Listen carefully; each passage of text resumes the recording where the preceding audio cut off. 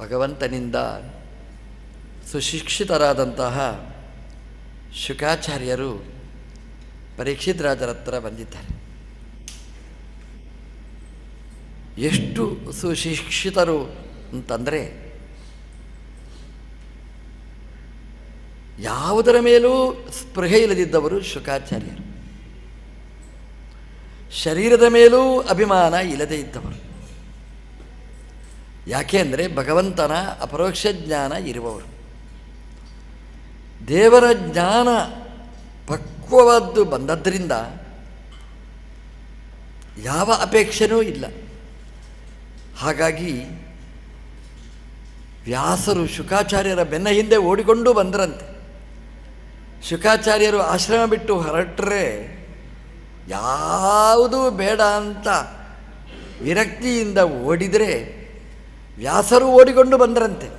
ಪುತ್ರೇತಿ ತನ್ಮಯತೆಯ ತರವೋಪಿ ನೇದು. ಅವರ ಹಿಂದೆ ವ್ಯಾಸರು ಬಂದರಂತೆ. ಪುತ್ರ ಪುತ್ರ.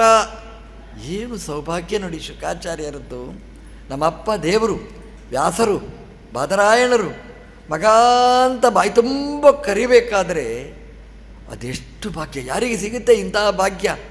ಪುತ್ರೇತಿ ಕರೆದರೆ ಶುಕಾಚಾರ್ಯರು ಓಡ್ತಾ ಇದ್ದಾರಂತೆ. ಶುಕಾಚಾರ್ಯರ ಬೆನ್ನ ಹಿಂದೆ ದೇವರು ಬರ್ತಾರೆ. ಇದು ಶುಕಾಚಾರ್ಯರ ವೈಭವ. ಶುಕಾಚಾರ್ಯರು ಭಾಗವತದ ಬೆನ್ನ ಹಿಂದೆ ಬಂದರು. ಶುಕಾಚಾರ್ಯರ ಬೆನ್ನ ಹಿಂದೆ ವ್ಯಾಸರು ಬಂದರು. ನಾವು ಭಾಗವತದ ಬೆನ್ನ ಹಿಂದೆ ಹೋದರೆ ಶುಕಾಚಾರ್ಯರು ಬರ್ತಾರೆ, ಶುಕಾಚಾರ್ಯರ ಬೆನ್ನ ಹಿಂದೆ ವ್ಯಾಸರು ಬರ್ತಾರೆ. ನಮ್ಮ ಜಗತ್ತಿಗೆ ಭಗವಂತನೇ ಓಡಿ ಬರ್ತಾನೆ ಅನ್ನುವ ಸಂದೇಶ ಇಲ್ಲಿ ತುಂಬಿರತಕ್ಕಂಥದ್ದು.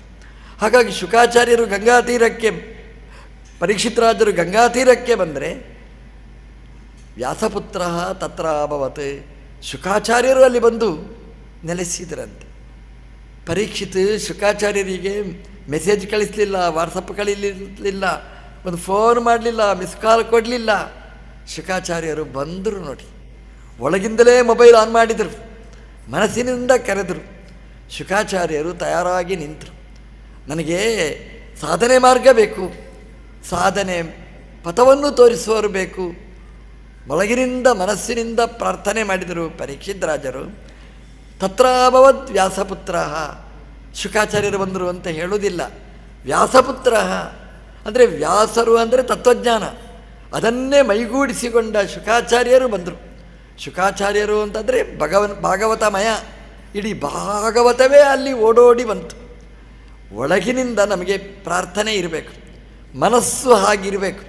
ನಮಗೆ ಭಾಗವತ ಬೇಕು ಅಂತ ಒಳಗಿನಿಂದ ಮನಸ್ಸು ಅದು ತನ್ಮಯವಾದರೆ ಶುಕಾಚಾರ್ಯರು ಬರ್ತಾರೆ, ವ್ಯಾಸರು ಬರ್ತಾರೆ, ಜ್ಞಾನ ಬರುತ್ತೆ. ಅಪರೋಕ್ಷ ಜ್ಞಾನಿಗಳಾದಂಥ ಶುಕಾಚಾರ್ಯರು ಪರೀಕ್ಷಿತ್ತಿಗೆ ಭಾಗವತದ ಗಂಗೆಯನ್ನು ಪಾನ ಮಾಡಿಸ್ತಾರೆ. ಇದು ಪರೀಕ್ಷಿತಿನ ಸೌಭಾಗ್ಯ. ನಾವು ಎಲ್ಲಿ ಒತ್ತು ಕೊಡ್ತೇವೆ ಅಂತಂದರೆ, ಪರೀಕ್ಷಿತ್ ಅಷ್ಟು ದೊಡ್ಡ ರಾಜ್ಯಭಾರ ಮಾಡಿದವ, ಶಮೀಕರಿಗೆ ಅವಮಾನ ಮಾಡಿದ, ಅಲ್ಲಿ ಒತ್ತು ಕೊಡಬೇಡಿ. ಎಂಥ ಪರೀಕ್ಷಿತ್ ಅಂತಂದರೆ ಭಗವಂತನ ಅಪರೋಕ್ಷ ಜ್ಞಾನಿಗಳಾದ ಶುಕಾಚಾರ್ಯರ ಉಪಸ್ಥಿತಿಯಲ್ಲಿ ಭಾಗವತವನ್ನು ಕೇಳುವ ಸೌಭಾಗ್ಯವನ್ನು ಪಡೆದ. ಭಾಗವತವೇ ಒಲಿದು ಬಂತು ಪರೀಕ್ಷಿತ್ ರಾಜರ ಹತ್ರ. ಇದು ಪರೀಕ್ಷಿತ್ ರಾಜರ ವೈಭವ. ಯಾವತ್ತೂ ಹಾಗೆ ರೀ. ಯಾರಾದರೂ ಮುಖರಸ್ತತ್ರ ಹನ್ಯತೆ ಅಂತ, ನಮಗೆ ಒಳಗೆ ಸಂಪತ್ತು ಬರಬೇಕಾದರೆ ಯಾರೋ ಒಬ್ಬ ಮುಂದಿನಿಂದ ಅವನು ತನ್ನ ಆತ್ಮಾರ್ಪಣೆ ಮಾಡಬೇಕು, ಆವಾಗಲೇ ನಮಗೆ ಬರುವುದು. ಅಲ್ಲಿ ಅರ್ಜುನ ಆತ್ಮಾರ್ಪಣೆ ಮಾಡಿಕೊಂಡ, ವಿಷಾದ ಯೋಗಕ್ಕೆ ಒಳಗಾದ. ಅಯ್ಯೋ ಪಾಪನೇ ಅರ್ಜುನ ಅಂತ ನಾವು ತಲೆ ಬಡ್ಕೊಳ್ತೇವೆ. ಏನು ಯುದ್ಧಕ್ಕೆ ಹೋಗಿದ್ದಾನೆ ಒಬ್ಬ ಕ್ಷತ್ರಿಯ, ಯುದ್ಧ ಬೇಡ ಅಂತ ಆಯುಧ ಶಸ್ತ್ರ ಸನ್ಯಾಸ ಮಾಡಿದ ಅಂತ. ಏನು ಸೌಭಾಗ್ಯ ಅವನಿಗೆ. ಭಗವಂತ ಗೀತೆಯನ್ನು ಉಪದೇಶ ಮಾಡಿ, ಗೀತೆಯನ್ನು ಮನನೆ ಮಾಡಿಸಿ, ಗೀತೆಯ ಧ್ಯಾನವನ್ನು ಕೊಟ್ಟು ತನ್ನ ವಿಶ್ವರೂಪದ ದರ್ಶನ ಮಾಡಿಸಿದ. ಅವಮಾನ ಆಗಲಿ ಅದು ಮುಖ್ಯ ಅಲ್ಲ ನಮಗೆ. ಆಮೇಲೆ ಆದ ಸನ್ಮಾನ, ಅದರ ಮೇಲೆ ಆದ ಭಗವಂತನ ತತ್ವಜ್ಞಾನದ ಮಾನ, ಅದರ ಮುಂದೆ ಎಲ್ಲವೂ ನಗಣ್ಯ.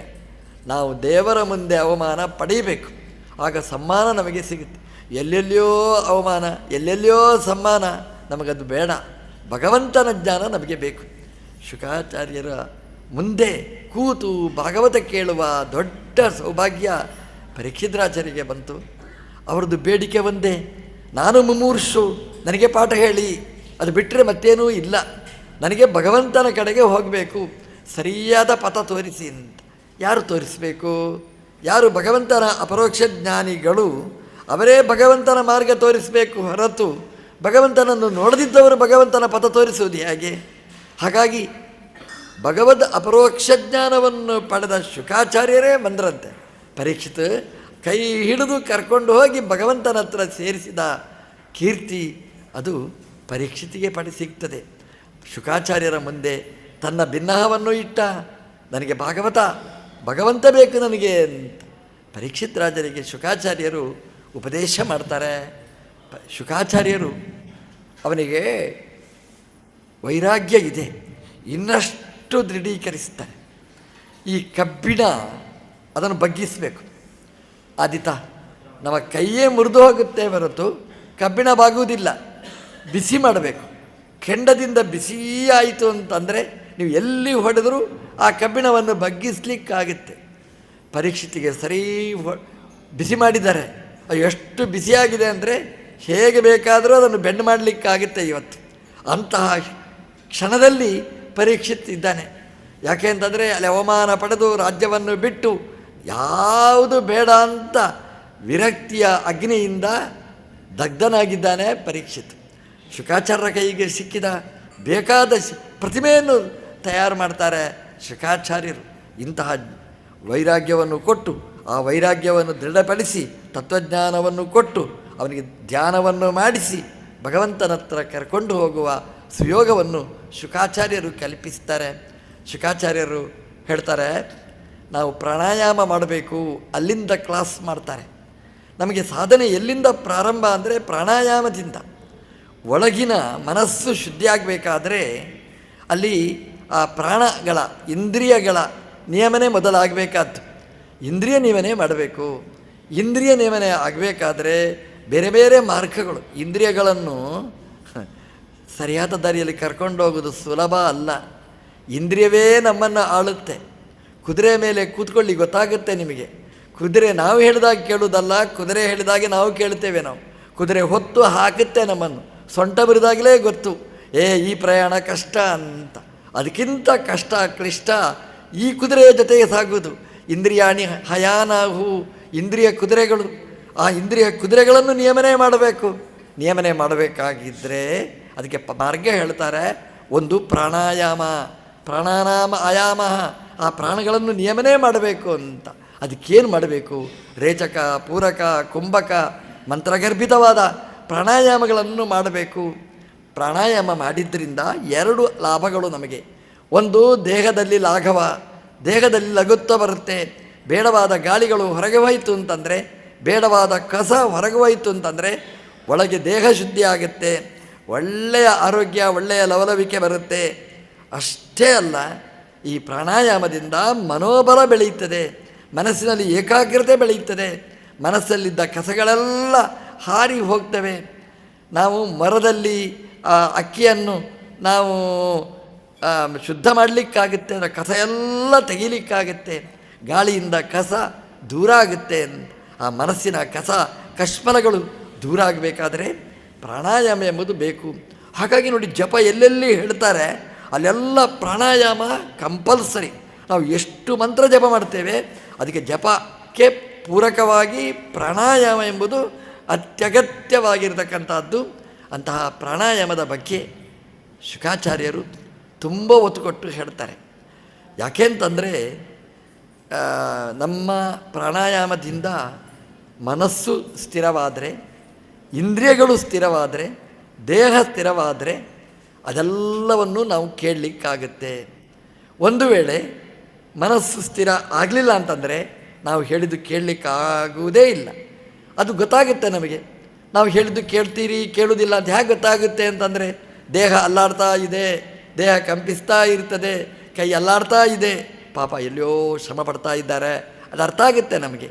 ಹಾಗಾಗಿ ಆ ಇಂದ್ರಿಯಗಳು ನಮ್ಮ ಹತೋಟಿಯಲ್ಲಿ ಇರಬೇಕು ಅಂತಾದರೆ, ಮನಸ್ಸು ಗಟ್ಟಿಯಾಗಿರಬೇಕು ಅಂತಂದರೆ ಅದಕ್ಕೆ ಪ್ರಾಣಾಯಾಮದ ಬಲ ಅದು ಬೇಕು. ಕೃಷ್ಣ ಭಗವದ್ಗೀತೆಯಲ್ಲಿಯೂ ಹೇಳ್ತಾನೆ, ಸೂತ್ರದಲ್ಲಿಯೂ ಹೇಳ್ತಾರೆ, ಸ್ಥಿರಂ ಸುಖಂ ಆಸನಂ ಮೊದಲು ಬೇಕಾಗಿರತಕ್ಕಂಥದ್ದು ಅದು ಆಸನ ಜಯ, ಇಂದ್ರಿಯ ಜಯ. ಅದು ಆಯಿತು ಅಂತಂದರೆ ಎಲ್ಲ ಜಯಗಳೂ ನಮಗೆ ಮನೋಜಯ ಲಭಿಸಲಿಕ್ಕೆ ಸಾಧ್ಯ ಅಂತ ಪರೀಕ್ಷಿತನ್ನು ಅಲ್ಲಿಂದ ಮೊದಲನೇ ಕ್ಲಾಸ್ ಎಲಿಮೆಂಟ್ರಿ ಕ್ಲಾಸಿನಿಂದ ಶುಕಾಚಾರ್ಯರು ಪಾಠ ಮಾಡ್ತಾರೆ.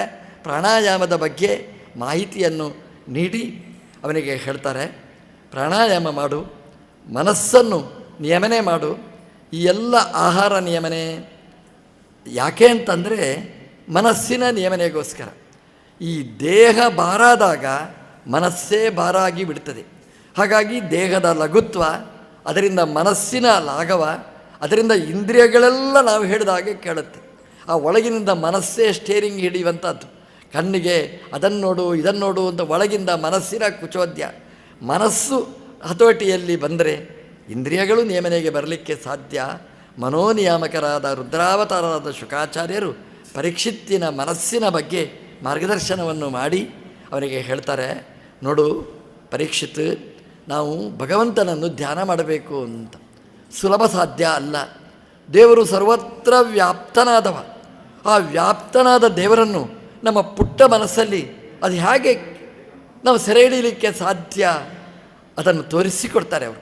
ಅದು ಹೇಗೆ ಅಂತಂದರೆ, ಮೊದಲೇ ನೀನು ಆ ಅಖಂಡವಾದ ರೂಪವನ್ನು ನಿಯಮನೆ ಮಾಡಿ ಒಳಗೆ ಸೆರೆ ಹಿಡಿಯಲಿಕ್ಕೆ ಹೋಗಬೇಡ, ನಿನ್ನಿಂದ ಆಗುವುದಿಲ್ಲ. ತಿರುಪತಿಗೆ ಹೋಗ್ತೀರಿ, ಶ್ರೀನಿವಾಸನ ದರ್ಶನ ಮಾಡ್ತೀರಿ, ನಿಮ್ಮ ಕಣ್ಣಿಗೆ ಯಾವುದು ಕಾಣ್ತದೆ? ಇಡೀ ಶ್ರೀನಿವಾಸನ ರೂಪ ಕಾಣಲಿಕ್ಕೆ ಆಗೋಲ್ಲ. ಕಣ್ಣು ಇಷ್ಟು ಪುಡ್ದು, ದೇವರು ಅಷ್ಟು ದೊಡ್ಡವ, ಅವನನ್ನು ಈ ಚಿಕ್ಕ ಕಣ್ಣಲ್ಲಿ ಸೆರೆ ಹಿಡಿಯುವುದು ಹೇಗೆ? ಅದಕ್ಕೆ ಅಡಿಯಿಂದ ಮುಡಿಯ ತನಕ ನಾವು ನೋಡ್ತೇವೆ. ಒಂದೊಂದೇ ಇಂದ್ರಿಯಗಳನ್ನು ನೋಡ್ತಾ ನೋಡ್ತಾ ನೋಡ್ತಾ ನೋಡ್ತಾ ಕೊನೆಗೆ ಅಖಂಡವಾದ ರೂಪವನ್ನು ನಾವು ಸೆರೆ ಹಿಡಿಯಬೇಕು. ಅದನ್ನು ಹೇಳ್ತಾರೆ, 14 ಲೋಕದಲ್ಲಿ ವ್ಯಾಪ್ತವಾದ ಭಗವಂತನ ರೂಪ. ಅದರಲ್ಲಿ 14 ಲೋಕಗಳಿವೆ. ಒಂದೊಂದು ಲೋಕದಲ್ಲಿ ಭಗವಂತನ ಒಂದೊಂದು ಅವಯವಗಳಿವೆ. ಆವಾವ ಲೋಕದಲ್ಲಿದ್ದ ಭಗವಂತನ ಆ ರೂಪಗಳನ್ನು ಒಂದೊಂದನ್ನೇ ನಾವು ಇದಕ್ಕೆ ಧಾರಣ ಅಂತ ಹೇಳ್ತಾರೆ. ಖಂಡ ಸ್ಮೃತಿ ಧಾರಣ ಸ್ಯಾತ್. ಅದು ಖಂಡವಾದ ಚಿಂತನೆ ಮಾಡಬೇಕು. ಇಡೀ ರೂಪ ಸಂಗ್ರಹ ಮಾಡಲಿಕ್ಕಾಗುವುದಿಲ್ಲ. ಭಗವಂತನ ಒಂದೊಂದೇ ಅವಯವಗಳನ್ನು ಚಿಂತನೆ ಮಾಡ್ತಾ ಸಮಗ್ರ ರೂಪವನ್ನು ನಮ್ಮ ಮನಸ್ಸಿನಲ್ಲಿ ಸ್ಥಾಪನೆ ಮಾಡಬೇಕು ಅಂತ ಶುಕಾಚಾರ್ಯರು ಪರೀಕ್ಷಿತಿಗೆ ಹೇಳ್ತಾ, ದೇವರು ಸರ್ವತ್ರ ವ್ಯಾಪ್ತನಾದವ, ಎಲ್ಲ ಕಡೆ ತುಂಬಿದ್ದಾನೆ. ಅವನನ್ನು ನಮ್ಮ ಕಣ್ಣಿನಿಂದ ಮನಸ್ಸಿನಲ್ಲಿ ತುಂಬಿಸಿಕೊಳ್ಬೇಕು. ದೇವರ ಕಾಲು ಹೇಗಿದೆ, ಅವನ ಮೊಣಕಾಲು ಹೇಗಿದೆ, ಸೊಂಟ ಕಟಿ ಹೇಗಿದೆ, ನಾಭಿ ಹೇಗಿದೆ, ಹೃದಯ ಹೇಗಿದೆ, ಕಂಠ, ಮೂಗು, ಭಗವಂತನ ಹಣೆ, ಭಗವಂತನ ಕೇಶ, ಅಡಿಯಿಂದ ಮುಡಿಯ ತನಕ ವಿವರಣೆ ಕೊಟ್ಟು ಕೊನೆಗೆ ಅಖಂಡವಾದ ಭಗವಂತನ ರೂಪವನ್ನು ಅವನ ಮನಸ್ಸಿನಲ್ಲಿ ಸ್ಥಾಪನೆ ಮಾಡ್ತಾರೆ. ಈ ಕಣ್ಣು ಚಂಚಲವಾದ್ದು, ಅಚಂಚಲವಾಗಬೇಕು. ಭಗವಂತನ ರೂಪವನ್ನು ನೋಡಲಿಕ್ಕೆ ಅಭ್ಯಾಸ ಮಾಡಬೇಕು ಅಂತ ಹೇಳ್ತಾ, ಶಬ್ದಸ್ಯ ಬ್ರಹ್ಮಣಃ ಏಷ ಪಂಥಾಃ. ಇನ್ನೊಂದು ಏನು ಅಂತಂದರೆ ಕಿವಿ. ಅದೂ ಕೂಡ ಸಾಧನಕ್ಕೆ ಮಾರಕ ಆಗಬಹುದು ಅಥವಾ ಸಾಧನೆಗೆ ಪೂರಕ ಆಗಬಹುದು. ನಾವು ಕಣ್ಣಿಂದ ನೋಡ್ತಾ ಇದ್ದೇವೆ, ಕಿವಿಯಿಂದ ಕೆಟ್ಟ ಶಬ್ದ ಹಲೋ ಹಲೋ ಅಂತ ಹೇಳ್ತಾ ಇದ್ದರೆ ಒಳಗೆ ಏನು ತುಂಬುವುದಿಲ್ಲ ಅದು. ಹಾಗಾಗಿ ಕಿವಿಯೂ ಮುಖ್ಯ, ಕಣ್ಣೆಷ್ಟು ಮುಖ್ಯ ಕಿವಿಯೂ ಅದಕ್ಕಿಂತ ಮುಖ್ಯ. ಶಬ್ದಸ್ಯ ಬ್ರಹ್ಮಣಃ ಏಷ ಪಂಥಾಃ ಅಂತ. ಅದು ದೇವರನ್ನು ಎಲ್ಲ ಕಡೆ ತುಂಬಿದ ದೇವರನ್ನು ತಿಳ್ಕೊಳ್ಬೇಕಾದ್ರೆ ಎಲ್ಲ ಶಬ್ದಗಳನ್ನೂ ಮೊದಲು ಸೆರೆ ಹಿಡಿಬೇಕು. ನಮ್ಮ ಕಿವಿಗೆ ಯಾವ್ಯಾವ ಶಬ್ದಗಳು ಬರಬಹುದು ಅದೆಲ್ಲ ಶಬ್ದಗಳನ್ನು ಮೊದಲು ನಿಯಮನೆ ಮಾಡಬೇಕಂತೆ. ಅಂದರೆ ಅದರ ಶಬ್ದವನ್ನು ನಿಯಮನೆ ಮಾಡುವುದಂದರೆ ಏನು? ಒಂದು ಶಬ್ದ ನಮಗೆ ಸಿಕ್ಕಿದರೆ ಈ ಶಬ್ದ ಇದು ಯಾರನ್ನು ಹೇಳುತ್ತೆ, ಭಗವಂತನನ್ನು ಹೇಗೆ ಹೇಳುತ್ತೆ, ಆ ಅನುಸಂಧಾನ ಮಾಡಬೇಕಂತೆ. ಎಲ್ಲ ಶಬ್ದಗಳು ಕೂಡ ಅದು ಭಗವತ್ ಪ್ರತಿಪಾದಕ, ಹೀಗೆ ನಾವು ಅನುಸಂಧಾನ ಮಾಡಬೇಕು. ಪ್ರತಿಯೊಂದು ಶಬ್ದನೂ ದೇವರನ್ನು ಹೇಳುತ್ತೆ. ದೇವರನ್ನು ಹೇಳದೇ ಇದ್ದ ಶಬ್ದನೇ ಇಲ್ಲ. ಶುಕಾಚಾರ್ಯರು ಹೇಳ್ತಾರೆ, ಪರೀಕ್ಷಿತ ಮೊದಲು ಇದನ್ನು ಅಭ್ಯಾಸ ಮಾಡು. ಕಿವಿಗೆ ಶಬ್ದ ಬಿತ್ತ ಕೂಡಲೇ ನಮ್ಮ ಮನಸ್ಸು ಅಲ್ಲಿ ಹೋಗುತ್ತೆ. ಹೋಗಬಾರ್ದು ಅಂತಾದರೆ ಶಬ್ದ ಅದು ಭಗವತ್ ಪ್ರತಿಪಾದಕ ಅಂತ ಅನುಸಂಧಾನ ಮಾಡು. ಆವಾಗ ಯಾವ ಶಬ್ದ ಕೇಳಿದರೂ ನಿನ್ನ ಕಣ್ಣಿಗೆ ಅದು ಪೂರಕ ಆಗುತ್ತೆ. ದೇವರ ರೂಪ ನೋಡ್ತಾ ಇರ್ತೇವೆ, ಯಾವ ಶಬ್ದ ಕೇಳಿದರೂ ಅದು ಭಗವಂತನ ಗುಣವನ್ನು ನಮಗೆ ತಿಳಿಸಿಕೊಡ್ತದೆ. ಭಗವಂತನ ಗುಣಾನುಸಂಧಾನಕ್ಕೆ ಅದು ಪೂರಕ.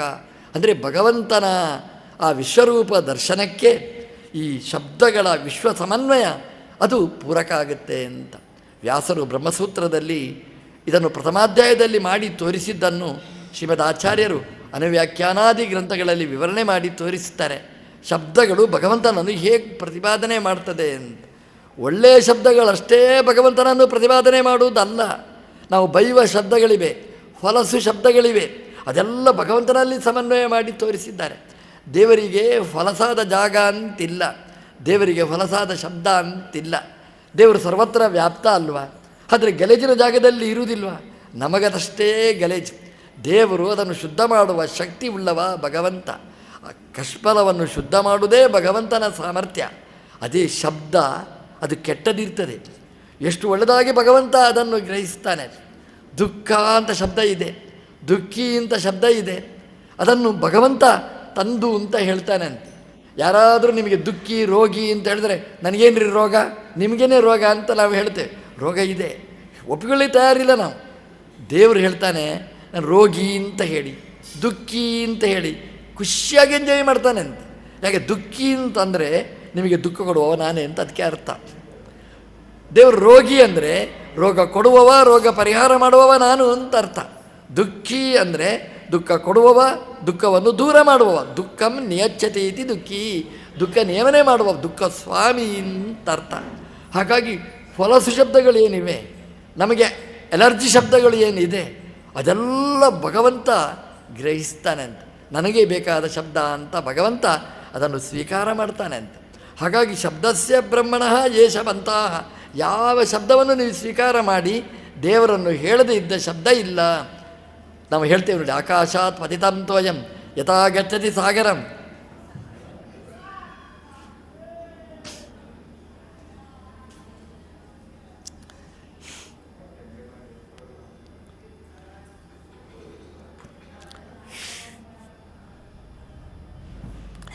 ಎಲ್ಲ ಶಬ್ದಗಳು ಕೂಡ ಅದು ಭಗವಂತನನ್ನು ಸೇರ್ತದೆ. ಭಗವಂತನನ್ನು ಹೇಳದೇ ಇದ್ದ ಶಬ್ದಗಳು ಇಲ್ಲ. ಹಾಗಾಗಿ ಕಿವಿ ಭಗವಂತನ ಕಡೆಗೆ ಹೋಯಿತು ನೋಡಿ. ಈಗ ಕಣ್ಣು ಯಾವುದನ್ನು ನೋಡ್ತದೆ ಅಲ್ಲಿ ಎಲ್ಲ ಕಡೆ ಭಗವಂತ ಇರ್ತಾನೆ. ನೀವು ಪಾತಾಳ ನೋಡಿ ಅಲ್ಲಿ ಭಗವಂತ ಇದ್ದಾನೆ ಅಂತ ಅನುಸಂಧಾನ ಕೊಟ್ಟರು. ನೀವು ಅತಳ ವಿತಳ ಸುತಳ ರಸಾತಳ ಪಾತಾಳ ಎಲ್ಲ ಕಡೆ ಭಗವಂತ ಇರ್ತಾನೆ. ಆ ಮೇಲೆ ಬನ್ನಿ, ಭೂಲೋಕ, ಭುವರ್ಲೋಕ, ಸುವರ್ಲೋಕ, ಮಹರ್ಲೋಕ, ಜನಲೋಕ, ತಪೋಲೋಕ, ಸತ್ಯಲೋಕ ಎಲ್ಲ ಕಡೆ ಭಗವಂತ ತುಂಬಿದ್ದಾನೆ ಅಂತ. ನೀವು ಕಣ್ಣಿನಿಂದ ಎಲ್ಲಿ ನೋಡಿದರೂ ದೇವರು ಕಾಣಿಸ್ಬೇಕು ನಿಮಗೆ. ದೇವರು ಇಲ್ಲದ ಜಾಗ ಕಾಣಿಸಲೇಬಾರದು. ಹಾಗಾಗಿ ದೇವರ ಕಡೆಗೆ ಗಮನ ಹರಿಯಿತು ನೋಡಿ. ಕಿವಿಯಿಂದ ಯಾವ ಶಬ್ದ ಕೇಳಿದರೂ ಭಗವಂತನ ಕಡೆಗೆ ಹರಿಯುವಂಥದ್ದು. ಪುಷ್ಪ ನೋಡಿ, ಅಲ್ಲಿರುವ ಪರಿಮಳ ನೋಡಿ, ಅದು ಭಗವಂತನ ಕೊಟ್ಟದ್ದು ಅಂತ ಅನುಸಂಧಾನ ಮಾಡಿ. ಯಾವ ಇಂದ್ರಿಯವೂ ನಮ್ಮನ್ನು ದೇವರನ್ನು ಬಿಟ್ಟು ಬೇರೆ ಕಡೆ ಕರ್ಕೊಂಡು ಹೋಗುವುದಿಲ್ಲ ಅಂತ ಶುಕಾಚಾರ್ಯರು ಪರೀಕ್ಷಿತ್ ರಾಜರನ್ನು ಭಗವಂತನಲ್ಲೇ ತಂದು ನಿಲ್ಲಿಸಿ ಭಗವಂತನ ಜ್ಞಾನವನ್ನು ಮೂಡಿಸ್ತಾರೆ. ನೀವು ದೇವರ ದರ್ಶನ ವಿಷನ್ ಅವನ ಕಣ್ಣ ಮುಂದೆ ಬಂದು ನಿಲ್ಲಿಸ್ತಾರೆ. ಭಗವಂತನ ಧ್ಯಾನ ಮಾಡುವ ಹಾಗೆ ಮಾಡ್ತಾರೆ.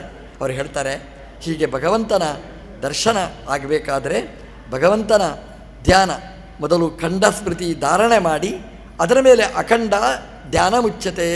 ಅಖಂಡವಾಗಿ ಭಗವಂತನ ಧ್ಯಾನ. ಅಖಂಡ ಅಂತಂದರೆ ನಿರಂತರ ಭಗವಂತನ ಧ್ಯಾನ ಅಂತ ಒಂದರ್ಥ. ಎಲ್ಲ ಕಡೆ ಭಗವಂತನ ದರ್ಶನ, ಎಲ್ಲ ಶಬ್ದಗಳ ಮೂಲಕ ಭಗವಂತನ ದರ್ಶನ, ಇದು ಧ್ಯಾನ ಅಂತ ಹೇಳಿ, ಧ್ಯಾನದಿಂದ ನಮಗೆ ಭಗವಂತನ ಅಪರೋಕ್ಷ ಜ್ಞಾನ ಆಗುತ್ತೆ ಅಂತ ಶುಕಾಚಾರ್ಯರು ಹೇಳ್ತಾರೆ. ಅಪರೋಕ್ಷ ಜ್ಞಾನ ನಮ್ಮ ಕೈಯಲ್ಲಿಲ್ಲ. ನಮ್ಮ ಪ್ರಯತ್ನ ಎಲ್ಲಿವರೆಗೆ ಅಂತಂದರೆ ಧ್ಯಾನ ಮಾಡುವ ತನಕ ನಮ್ಮದು ಪ್ರಯತ್ನ ಬೇಕು. ಅಪರೋಕ್ಷ ಜ್ಞಾನಕ್ಕೆ ನಮ್ಮದು ಪ್ರಯತ್ನ ನಡೆಯುವುದಿಲ್ಲ. ದೇವರಿಗೆ ನೀವು ಎಷ್ಟೇ ಅಪ್ಲಿಕೇಶನ್ ಹಾಕಿ ಅದೆಲ್ಲ ದೇವರು ಕೊಟ್ಟರೆ ಮಾತ್ರ. ಬಹೂನಾಂ ಜನ್ಮನಾಂ ಅಂತೆ ಜ್ಞಾನವಾನ್. ಆ ಜ್ಞಾನ ಬರಬೇಕಾದ್ರೆ, ಅಪರೋಕ್ಷ ಜ್ಞಾನ ಕೊಡಬೇಕಾದ್ರೆ ಕಾಯಿಸ್ತಾನೆ ಅಂತೆ ಭಗವಂತ. ಒಂದು ಸಾಮಾನ್ಯ ಮಂತ್ರಿ ಹತ್ರ ಹೋಗಿ, ಮಂತ್ರಿಯನ್ನು ಒಬ್ಬ ಶಾಸಕನ ಹತ್ರ ಹೋಗಿ, ಅವನು ಶಾಸಕನಾಗಿ ಮಾಡಿದ್ದು ನೀವು, ನಿಮಗೇನಾದರೂ ಕೆಲಸ ಆಗಬೇಕು ಅಂತ ಹೋದರೆ ನಾಳೆ ಬನ್ನಿ ನಾಡ್ದು ಬನ್ನಿ ಅಂತ ಅವರ ಪಿಯಗಳೇ ಕಳಿಸ್ತಾರೆ ಹೊರತು ಶಾಸಕನದ ಒಬ್ಬ ಸಾಮಾನ್ಯ ಶಾಸಕ, ಮಂತ್ರಿ, ಮುಖ್ಯಮಂತ್ರಿ ನೋಡಲಿಕ್ಕೆ ಆಗೋದಿಲ್ಲ. ದೇವರನ್ನು ನೋಡಲಿಕ್ಕೆ ಅಷ್ಟು ಸುಲಭ ಇದೆನಾ? ಹಾಗಾಗಿ ಭಗವಂತ ಅಪರೋಕ್ಷ ಜ್ಞಾನ ಕೊಡಬೇಕು. ಯಮೈವೇಶ ವೃಣತೆ ತೇನ ಲಭ್ಯ. ಯಾರಿಗೆ ದರ್ಶನ ಕೊಡಬೇಕು ಅಂತ ಭಗವಂತ ಬಯಸ್ತಾನೆ ಅವನಿಗೆ ದರ್ಶನ ಕೊಡ್ತಾನೆ. ಕಾಯಬೇಕು ನಾವು. ಭಗವಂತ ನಮಗೆ ಅಪರೋಕ್ಷ ಜ್ಞಾನವನ್ನು ಕೊಡ್ತಾನೆ. ಅಪರೋಕ್ಷ ಜ್ಞಾನ ಬಂದ ಮೇಲೆ ನಮ್ಮದು ಪ್ರಾರಬ್ಧ ಕರ್ಮಗಳಿರ್ತವೆ. ಆ ಪ್ರಾರಬ್ಧಗಳ ಕರ್ಮಗಳನ್ನು ನಾವು ಅನುಭವಿಸಬೇಕು. ಆಮೇಲೆ ಹೇಳ್ತಾರೆ ಶುಕಾಚಾರ್ಯರು, ನಾವು ಈ ಜೀವನನ್ನು ನಾವು ಮೇಲಕ್ಕೆ ಕರ್ಕೊಂಡು ಬರಬೇಕಂತೆ. ಅದು ಹೇಗೆ ಅಂತ ಅವ್ರು ಹೇಳ್ತಾರೆ. ನಾವು ಆಸನದಲ್ಲಿ ಕೂತಿರ್ತೇವೆ, ಹಿಮ್ಮಡಿಯಿಂದ, ಪಾದದ ಹಿಮ್ಮಡಿಯಿಂದ ನಮ್ಮ ಮೂಲಾಧಾರಕ್ಕೆ ನಾವು ಬಡಿಬೇಕಂತೆ. ಬಡಿದಾಗ ಆ ಉದಾನ ಗಾಳಿ ಅದು ಮೇಲಕ್ಕೆ ಬರುತ್ತೆ ಅಂತೆ. ಆಗ ಜೀವ ಅದು ಮೇಲಕ್ಕೆ ಬರ್ತಾನೆ ಅಂತ. ಮೂಲಾಧಾರದಿಂದ ನಾಭಿಗೆ ಬರ್ತಾನೆ ಅಂತ. 4 ದಳದ ಪದ್ಮದಿಂದ 6 ದಳದ ಪದ್ಮದ ನಾಭಿಗೆ ಆ ಜೀವನನ್ನು ಕರ್ಕೊಂಡು ಉದಾನವಾಯು ಬರ್ತದೆ ಅಂತೆ. ಅಲ್ಲಿಂದ ವಕ್ಷಸ್ಥಳಕ್ಕೆ ಬರ್ತಾನೆ, ಅಲ್ಲಿಂದ ಉರಸ್ಸಿಗೆ ಬರ್ತಾನೆ, ಅಲ್ಲಿಂದ ಕಂಠಕ್ಕೆ, ಅಲ್ಲಿಂದ ತಾಲು ಅಂತಂದರೆ ಕಿರುನಾಲಿಗೆ ಅಂತ ಕರೀತಾರೆ, ಅಲ್ಲಿಂದ ಭ್ರೂಮಧ್ಯ, ಈ ನಾಸಿಕಾದ ತುದಿಯ ಮಧ್ಯಭಾಗಕ್ಕೆ ಭ್ರೂಮಧ್ಯ 2 ಹುಬ್ಬುಗಳ ಮಧ್ಯಕ್ಕೆ ಆ ಜೀವನನ್ನು ಕರ್ಕೊಂಡು ಬರ್ತಾನೆ. ಅಲ್ಲಿಂದ ಸಹಸ್ರಾರಕ್ಕೆ ಕರ್ಕೊಂಡು ಬರಬೇಕು. ಅಲ್ಲಿಂದ ಆ ಬ್ರಹ್ಮರಂಧ್ರ ಇರ್ತದೆ, ಆ ಬ್ರಹ್ಮರಂಧ್ರದ ಮೂಲಕ ಈ ಜೀವ ಹೊರಗೆ ಬರಬೇಕು. ಹಾಗೆ ಮಾಡಿಕೊಳ್ಬೇಕು ಅಂತ ಶುಕಾಚಾರ್ಯರು ಮಾರ್ಗದರ್ಶನ ಮಾಡ್ತಾರೆ. ಈ ಜೀವ ಈ ಶರೀರವನ್ನು ಬಿಡುವ ಕ್ರಮವನ್ನು ತೋರಿಸಿಕೊಡ್ತಾರೆ. ಹೇಗೆ ಮಾಡಬೇಕು, ಅಲ್ಲಿ ಧ್ಯಾನ ಹೇಗೆ ಮಾಡಬೇಕು, ಆ ಜೀವನವನ್ನು ಹೇಗೆ ಕರ್ಕೊಂಡು ಬರಬೇಕು, ಆ ಷಟ್ಚಕ್ರಗಳ ಮಾರ್ಗದರ್ಶನವನ್ನು ಮಾಡಿ ತಲೆಯ ಮೂಲಕ ಬ್ರಹ್ಮರಂಧ್ರದ ಮೂಲಕ ಈ ಜೀವ ಹೊರಬರಬೇಕು. ಸಾಮಾನ್ಯವಾಗಿ ಜೀವ ಎಲ್ಲಿಂದಲೋ ಹೊರಗೆ ಬರ್ತಾ ಇರ್ತಾನೆ. ಜೀವ ಬರುವುದೇ ಗೊತ್ತಾಗಲ್ಲ ನಮಗೆ. ಬಂದರೂ ಕೆಲವು ಕಡೆ ಕಣ್ಣಿನಿಂದ ಪ್ರಾಣ ಬಿಟ್ಟರು, ನಮ್ಮಪ್ಪ ಬಾಯಿಂದ ಪ್ರಾಣ ಬಿಟ್ಟ ಎಲ್ಲ ಹೇಳ್ತಾವ್ರು ನೋಡಿ. ಹಾಗೆ ಆ ನೆತ್ತಿಯ ಮಧ್ಯದಿಂದ ಸಹಸ್ರಾರದಿಂದ ಹೊರಗೆ ಬಂದರೆ ಅರ್ಚಿರಾದಿ ಮಾರ್ಗದ ಮೂಲಕ ಮೇಲಕ್ಕೆ ಪ್ರಯಾಣ ಮಾಡಿ ಅದು ವಾಯುದೇವರು ಬ್ರಹ್ಮದೇವರ ಹತ್ರ ಭಗವಂತನ ಹತ್ರ ಕರ್ಕೊಂಡು ಬರ್ತಾರೆ. ಅಲ್ಲಿ ಪ್ರತೀಕಾಲಂಬರು ಅಪ್ರತೀಕಾಲಂಬನರು ಅಂತ 2 ವಿಭಾಗ ಮಾಡಿ, ಪ್ರತೀಕಾಲಂಬನರು ಅಂತಂದರೆ ಪ್ರತೀಕದಲ್ಲಿಯೇ ದೇವರನ್ನು ಕಾಣುವವರು. ಅಂದರೆ ಪ್ರತೀಕ ಇಲ್ಲಿದ್ದರೆ ದೇವರು ಕಾಣೋದಿಲ್ಲ. ದೇವಸ್ಥಾನಕ್ಕೆ ಹೋಗ್ತೇವೆ ನೋಡಿ, ದೇವಸ್ಥಾನಕ್ಕೆ ಹೋದರೆ ಕೈ ಮುಗಿತೇವೆ. ಎಲ್ಲಿ ಕೈ ಮುಗಿತೇವೆ? ದ್ವಾರ ಇದೆ, ಅಲ್ಲಿ ಕೈ ಮುಗಿತೇವೆ, ದೇವರು ಕಾಣಿಸ್ತಾರೆ. ಒಂದು ಸುತ್ತು ಬರ್ತೇವೆ. ನೀವು ಹೇಗಿದ್ದೀರಿ, ಎಲ್ಲಿಂದ ಬಂದಿರಿ, ಯಾವಾಗ ಬಂದಿರಿ, ಎಷ್ಟು ದಿವಸ ಇರ್ತೀರಿ? ನಾವು ದೇವಸ್ಥಾನಕ್ಕೆ ಒಂದು ಯೋಗಕ್ಷೇಮ ವಿಚಾರ ಮಾಡಲಿಕ್ಕೆ ಹೋಗ್ತೇವೆ. ದೇವರು ಹೇಳಿದ ದೇವಸ್ಥಾನಕ್ಕೆ ಬಂದದ್ದು ಅವನ ಸುದ್ದಿ ಮಾತಾಡಲಿಕ್ಕೆ. ಮತ್ತೆ ಒಂದು ಸುತ್ತಾಗಿ ದೂರ ಬಂದಾಗ ದೇವರೇ ಕೈ ಮುಗೀತೀವಿ. ನಮಗೆ ದೇವರು ಎಲ್ಲಿ ಕಾಣ್ತಾನೆ ಅಂದರೆ ಆ ಬಾಗಿಲಿನ ಹತ್ರ ಪ್ರತೀಕದಲ್ಲಿ ಮಾತ್ರ ಕಾಣೋದು. ಪ್ರತೀಕ ಬಿಟ್ಟರೆ ಮತ್ತೆ ನಮ್ಮದೇ ಪ್ರಪಂಚ. ಇದು ಪ್ರತೀಕಾಲಂಬದರು. ಒಂದು ಬಿಂಬ ಇದ್ದರೆ, ಒಂದು ವಿಗ್ರಹ ಇದ್ದರೆ ದೇವರು ಕಾಣ್ತಾನೆ, ವಿಗ್ರಹ ಇಲ್ಲದ ದೇವರು ಕಾಣೋದಿಲ್ಲ. ನಾವು ಏನಾದರೂ ಅನ್ಯಾಯ ಮಾಡಬೇಕಾದ್ರೆ ದೇವರ ಕೋಣೆ ಬಿಟ್ಟು ಬೇರೆ ಕೋಣೆಗಳಿಗೆ ಹೋಗ್ತೇವೆ ನಾವು. ಯಾಕೆಂದರೆ ನಾವು ಪ್ರತೀಕಾಲಂಬದರು. ದೇವರಿದ್ದರೆ ಅಲ್ಲಿ ಮಾತ್ರ ದೇವರನ್ನು ಕಾಣುವವರು. ಇನ್ನು ಅಪ್ರತೀಕಾಲಂಬನರಿರ್ತಾರೆ. ದೇವತೆಗಳೆಲ್ಲ ಅಪ್ರತೀಕಾಲಂಬನರು. ಒಂದು ವಿಗ್ರಹದಲ್ಲಿ ಮಾತ್ರ ದೇವರನ್ನು ಕಾಣುವವರಲ್ಲ. ಸರ್ವತ್ರ ವಿದಿತಾತ್ಮನ, ಎಲ್ಲ ಕಡೆ ದೇವರನ್ನು ಕಾಣುವವರು. ಅವರದು ಉಪಾಸನೆಯ ಕ್ರಮವೂ ಹಾಗೆ.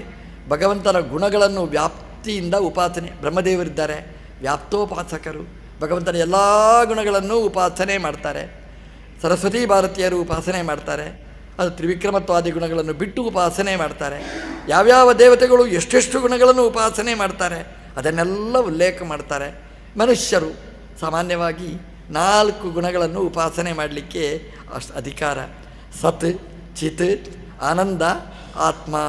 ಯಾಕೆಂದರೆ ಮೋಕ್ಷಕ್ಕೆ ಹೋಗಬೇಕಾದ್ರೆ 4 ಬೇಕು. ನಮಗೆ ಸತ್ವ ಬೇಕು, ನಾವು ದೋಷ ಕಳ್ಕೊಳ್ಬೇಕು. ನಮಗೆ ಚಿತ್ತು ಬೇಕು, ನಮಗೆ ಆನಂದ ಬೇಕು. ಹಾಗಾಗಿ ಭಗವಂತನನ್ನು ಸ್ವಾಮಿ ಅಂತ ಉಪಾಸನೆ ಮಾಡಬೇಕು. ಕೆಲವರು ಏಕಗುಣ ಉಪಾಸಕರು ಆನಂದ ಮಾತ್ರವನ್ನು ಉಪಾಸನೆ ಮಾಡ್ತಾರೆ. ಅವರವರ ಯೋಗ್ಯತೆಗೆ ಅನುಗುಣವಾಗಿ ಭಗವಂತನ ಉಪಾಸನೆಯನ್ನು ಮಾಡಿ ಕೊನೆಗೆ ಭಗವಂತನ ಅನುಗ್ರಹದಿಂದಾಗಿ ಅವರು ಮೋಕ್ಷವನ್ನು ಪಡೀತಾರೆ ಅಂತ ಈ ಭಾಗವನ್ನು ವಿವರಣೆ ಮಾಡ್ತಾ, ಯಾವುದು ಮಾಡಬಾರದು ಅನ್ನೋದನ್ನು ಹೇಳ್ತಾ, ಬೇರೆ ಬೇರೆ ದೇವತೆಗಳಿರ್ತಾರೆ. ನಮಗೇನಾದರೂ ಬೇಕಾದರೆ ನಾವು ಏನು ಮಾಡಬೇಕು? ಎಲ್ಲೆಲ್ಲಿ ಹೋಗಬೇಡಿ, ದೇವತೆಗಳ ಹತ್ರ ಬನ್ನಿ. ಒಬ್ಬೊಬ್ಬ ದೇವತೆ ಇದ್ದಾನೆ, ನಿಮಗೇನು ಬೇಕೋ ಅದನ್ನು ಕೊಡ್ತಾನೆ. ಜ್ಞಾನ ಬೇಕಾ? ಜ್ಞಾನಂ ಮಹೇಶ್ವರಾದಿಚ್ಛೇತ್, ರುದ್ರದೇವರ ಹತ್ರ ಬನ್ನಿ, ನಿಮಗೆ ಜ್ಞಾನ ಕೊಡ್ತಾರೆ. ದಾಂಪತ್ಯಂ, ಪಾರ್ವತೀದೇವಿ ಹತ್ರ ಕೇಳಿ, ಅವರು ದಾಂಪತ್ಯವನ್ನು ಸಮಸ್ಯೆ ಇದ್ದರೆ ಪರಿಹಾರ ಮಾಡ್ತಾರೆ. ಏನೇನು ಒಬ್ಬೊಬ್ಬ ದೇವತೆಯ ಹತ್ರ ಹೋದರೆ ಒಂದೊಂದು ನಮಗೆ ಅನುಗ್ರಹ ಮಾಡ್ತಾರೆ. ಎಲ್ಲೆಲ್ಲಿಯೂ ನಾವು ಬೇಡಬೇಕಾಗಿಲ್ಲ ಅಂತ ಕೊನೆಗೆ ಹೇಳ್ತಾರೆ.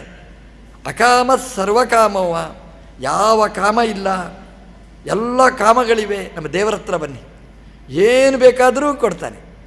ಇಂಥದ್ದು ಅಂತಲ್ಲ, ನೀವು ಆಸೆ ಇಟ್ಕೊಂಡು ಹೋದರೆ ಆಸೆ ಈಡೇರಿಸ್ತಾನೆ, ಆಸೆ ಇಲ್ಲದೆ ಬಂದರೆ ಮೋಕ್ಷವನ್ನೇ ಕರುಣಿಸ್ತಾನೆ. ಇದು ನಮ್ಮ ದೇವರ ವೈಭವ. ಅಂತಹ ದೇವರು ನಮಗೆ ಮೋಕ್ಷವನ್ನು ನಮಗೆ ಕರುಣಿಸ್ತಾನೆ ಅಂತ ಹೇಳ್ತಾ, ನಾರದ ಬ್ರಹ್ಮರ ಮೂಲಕ ಈ ವೈಕುಂಠದ ವೈಭವವನ್ನು, ಸಾಧನೆಯ ಮಾರ್ಗವನ್ನು ವಿವರಿಸ್ತಾರೆ. ನಾರದರು ವ್ಯಾಸರ ಹತ್ರ ಬಂದರು, ಭಾಗವತವನ್ನು ಬರೆಸಿದರು. ನಾರದರು ತನ್ನ ಅಪ್ಪ ಬ್ರಹ್ಮದೇವರ ಹತ್ರ ಬಂದರು. ಅಪ್ಪನ ಹತ್ರ ಬಂದು ಹೇಳ್ತಾರೆ, ಅಪ್ಪ ಬ್ರಹ್ಮದೇವರೇ, ನೀವೇ ಎಲ್ಲ ಅಂತ ಹೇಳ್ತಾರೆ. ಇಡೀ ಜಗತ್ತನ್ನು ಸೃಷ್ಟಿ ಮಾಡಿದವರು ನೀವೇ, ನೀವೇ ಬಾಸ್, ನೀವೇ ಸ್ವಾಮಿ, ನೀವೇ ಎಲ್ಲ, ನಿಮ್ಮನ್ನು ಬಿಟ್ಟರೆ ಬೇರೆ ಯಾವುದೂ ಇಲ್ಲ. ಇಡೀ ಜಗತ್ತು ನಿಮ್ಮ ಅಧೀನ, ಇಡೀ ಜಗತ್ತನ್ನು ಪಾಲನೆ ಮಾಡೋದು ನೀವು. ಒಬ್ಬ ಮಗನಾದವ ಅಪ್ಪನನ್ನು ಹೀಗೆ ಹೇಳಬೇಕು. ಅಪ್ಪ ಏನು ಹೇಳಬೇಕು? ಶಾಬಾಷ್ ಮಗ, ನಿನ್ನಂತಹ ಮಗ ಬೇಕು ಅಂತ ಹೇಳ್ತಾರೆ. ಬ್ರಹ್ಮದೇವರು ಹೇಳಲಿಲ್ಲ ಅಂತ. ನಾರದರ ಹತ್ರ ಹೇಳಿದ್ರು, ಗಟ್ಟಿ ಹೇಳಬೇಡಿ ಅಂತ ಹೇಳಿದ್ರು. ನಮ್ಮನ್ನ ಅಪ್ಪ ಕೇಳ್ತಾ ಇದ್ದಾನೆ, ಮೆಲ್ಲ ಮಾತಾಡಿ ಅಂತ ಹೇಳಿದ ಅಂತ. ಎಲ್ಲವನ್ನೂ ಸೃಷ್ಟಿ ಮಾಡಿದ್ದು ಬ್ರಹ್ಮದೇವರೇ ನೀನು ಅಂತ ಹೇಳಿದ್ರೆ, ಬ್ರಹ್ಮದೇವರು ಹೇಳಿದರು ವಾಸುದೇವಾಯ ಸಂಕರ್ಷನಾಯ ಪ್ರದ್ಯುಮ್ನಾಯ ಅನಿರುದ್ಧಾಯ ಚ ಅವರು ಹೇಳಿದರು. ದೇವರ ನಾಮಸ್ಮರಣೆ ಮಾಡಲಿಕ್ಕೆ ಶುರು ಮಾಡಿದ್ರಂತೆ. ಅಂದರೆ ನೀವೇ ಎಲ್ಲವನ್ನು ಸೃಷ್ಟಿ ಮಾಡಿದ್ದು ಅಂದರೆ ದೇವರು ಸೃಷ್ಟಿ ಮಾಡಿದ್ದು ಅಲ್ಲ, ದೇವರೇ ಇಲ್ಲ ನಿಮಗಿಂತ ಮಿಗಿಲಾದ್ದು ಅಂತ ಹೇಳಿದಾಗ ಹೌದು ಹೌದು ಅಂತ ಗೋಣಾಡಿಸ್ಲಿಲ್ಲ. ಆ 8 ಕಿವಿಗೂ ಕೈಯನ್ನು ಇಟ್ಕೊಂಡ್ರಂತೆ. ಅಪ್ಪ ಈ ಶಬ್ದ ಹೇಳಬೇಡ, ಇದಕ್ಕೆ ಅರ್ಥ ಇಲ್ಲ, ನಾನೇನು ನನ್ನನ್ನೇ ಸೃಷ್ಟಿ ಮಾಡಿದವ ದೇವರು, ನಾನೇ ಎಲ್ಲವನ್ನೂ ಸೃಷ್ಟಿ ಮಾಡೋದು ಹೇಗೆ? ಅದು ಅಸಾಧ್ಯ, ಅದು ಸರಿಯಲ್ಲ ಅಂತ ಹೇಳಿ, ನಾರಾಯಣ ಪರಾಹ ವೇದಾಹ ನಾರಾಯಣ ಪರಾಹ ಮಕಾಹ ನಾರಾಯಣ ಪರಾಹ ಯೋಗಾಹ, ಎಲ್ಲವೂ ಭಗವಂತಮಯವತ್ತು. ಯಾವ ವೇದವನ್ನು ತೆಗೆದರೂ ಭಗವಂತನನ್ನು ಹೇಳ್ತದೆ. ದೇವರನ್ನು ಹೇಳದೇ ಇದ್ದ ವೇದದ ಭಾಗಗಳೇ ಇಲ್ಲ, ಎಲ್ಲ ಅದು ಭಗವಂತನಮಯ ಅಂತ ಅದನ್ನು ವಿವರಣೆ ಮಾಡಿ, ನಾರದ ತಪ್ಪು ಹೇಳಬೇಡ, ನಾನಲ್ಲ ಇದೊಂದು ರೀತಿಯಲ್ಲಿ ನಾರದರಿಗೆ ಗೊತ್ತಿಲ್ಲ ಅಂತಲ್ಲ, ಲೋಕದಲ್ಲಿ ಹೇಳ್ತಾರೆ ನೋಡಿ, ಎಲ್ಲ ಬ್ರಹ್ಮದೇವರು ಸೃಷ್ಟಿ ಮಾಡುವವರು ಅದಲ್ಲ ಅಂತ ಆ ವಾದವನ್ನು ನಿರಾಕರಣೆ ಮಾಡ್ತಾರೆ. ಬ್ರಹ್ಮದೇವರು ನಿರಾಕರಣೆ ಮಾಡಿ ಬ್ರಹ್ಮದೇವರು ಹೇಳ್ತಾರೆ, ನಮ್ಮ ದೇವರು ಎಲ್ಲವನ್ನೂ ಮಾಡಿದ್ದು, ನನ್ನನ್ನೂ ಸೃಷ್ಟಿ ಮಾಡಿದ್ದು, ನಾನು ಹೇಗೆ ಬಂದೆ ಆ ಬಗೆಯನ್ನು ವಿವರಣೆ ಮಾಡಿ, ಇಡೀ ಜಗತ್ತನ್ನು ಭಗವಂತ ಹೇಗೆ ಸೃಷ್ಟಿ ಮಾಡಿಸಿದ, ಸೃಷ್ಟಿ ಮಾಡುವ ಬಗೆ ಹೇಗೆ, ಅದನ್ನೆಲ್ಲ ಬ್ರಹ್ಮದೇವರು ವಿವರಣೆ ಮಾಡ್ತಾರೆ ಅಂತ. ನ ಭಾರತೀ ಮೇಂಗ ಮೃಷೋಪಲಕ್ಷತೆ, ಬ್ರಹ್ಮದೇವರು ಹೇಳ್ತಾರೆ ನಾರದನಿಗೆ, ಅಪ್ಪ ನಾರದ, ನನ್ನ ಭಾರತಿ ಅಂದರೆ ನನ್ನ ಮಾತು ಮೃಷಾ ನೋಪಲಕ್ಷತೆ, ಸುಳ್ಳು ಹೇಳೋಲ್ಲ.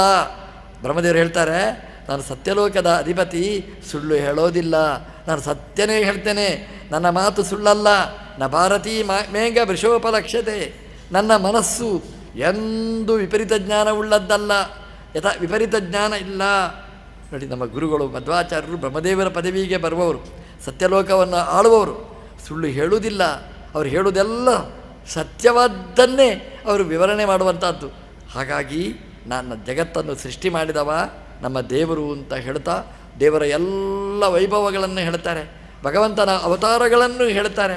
ಎಲ್ಲ ಅವತಾರಗಳನ್ನು, ಪ್ರಥಮ ಸ್ಕಂದದಲ್ಲಿ ಹೇಳಿದ ಅವತಾರಗಳನ್ನು ಮತ್ತೊಮ್ಮೆ ವಿಸ್ತೃತವಾಗಿ ವರ್ಣನೆ ಮಾಡ್ತಾರೆ.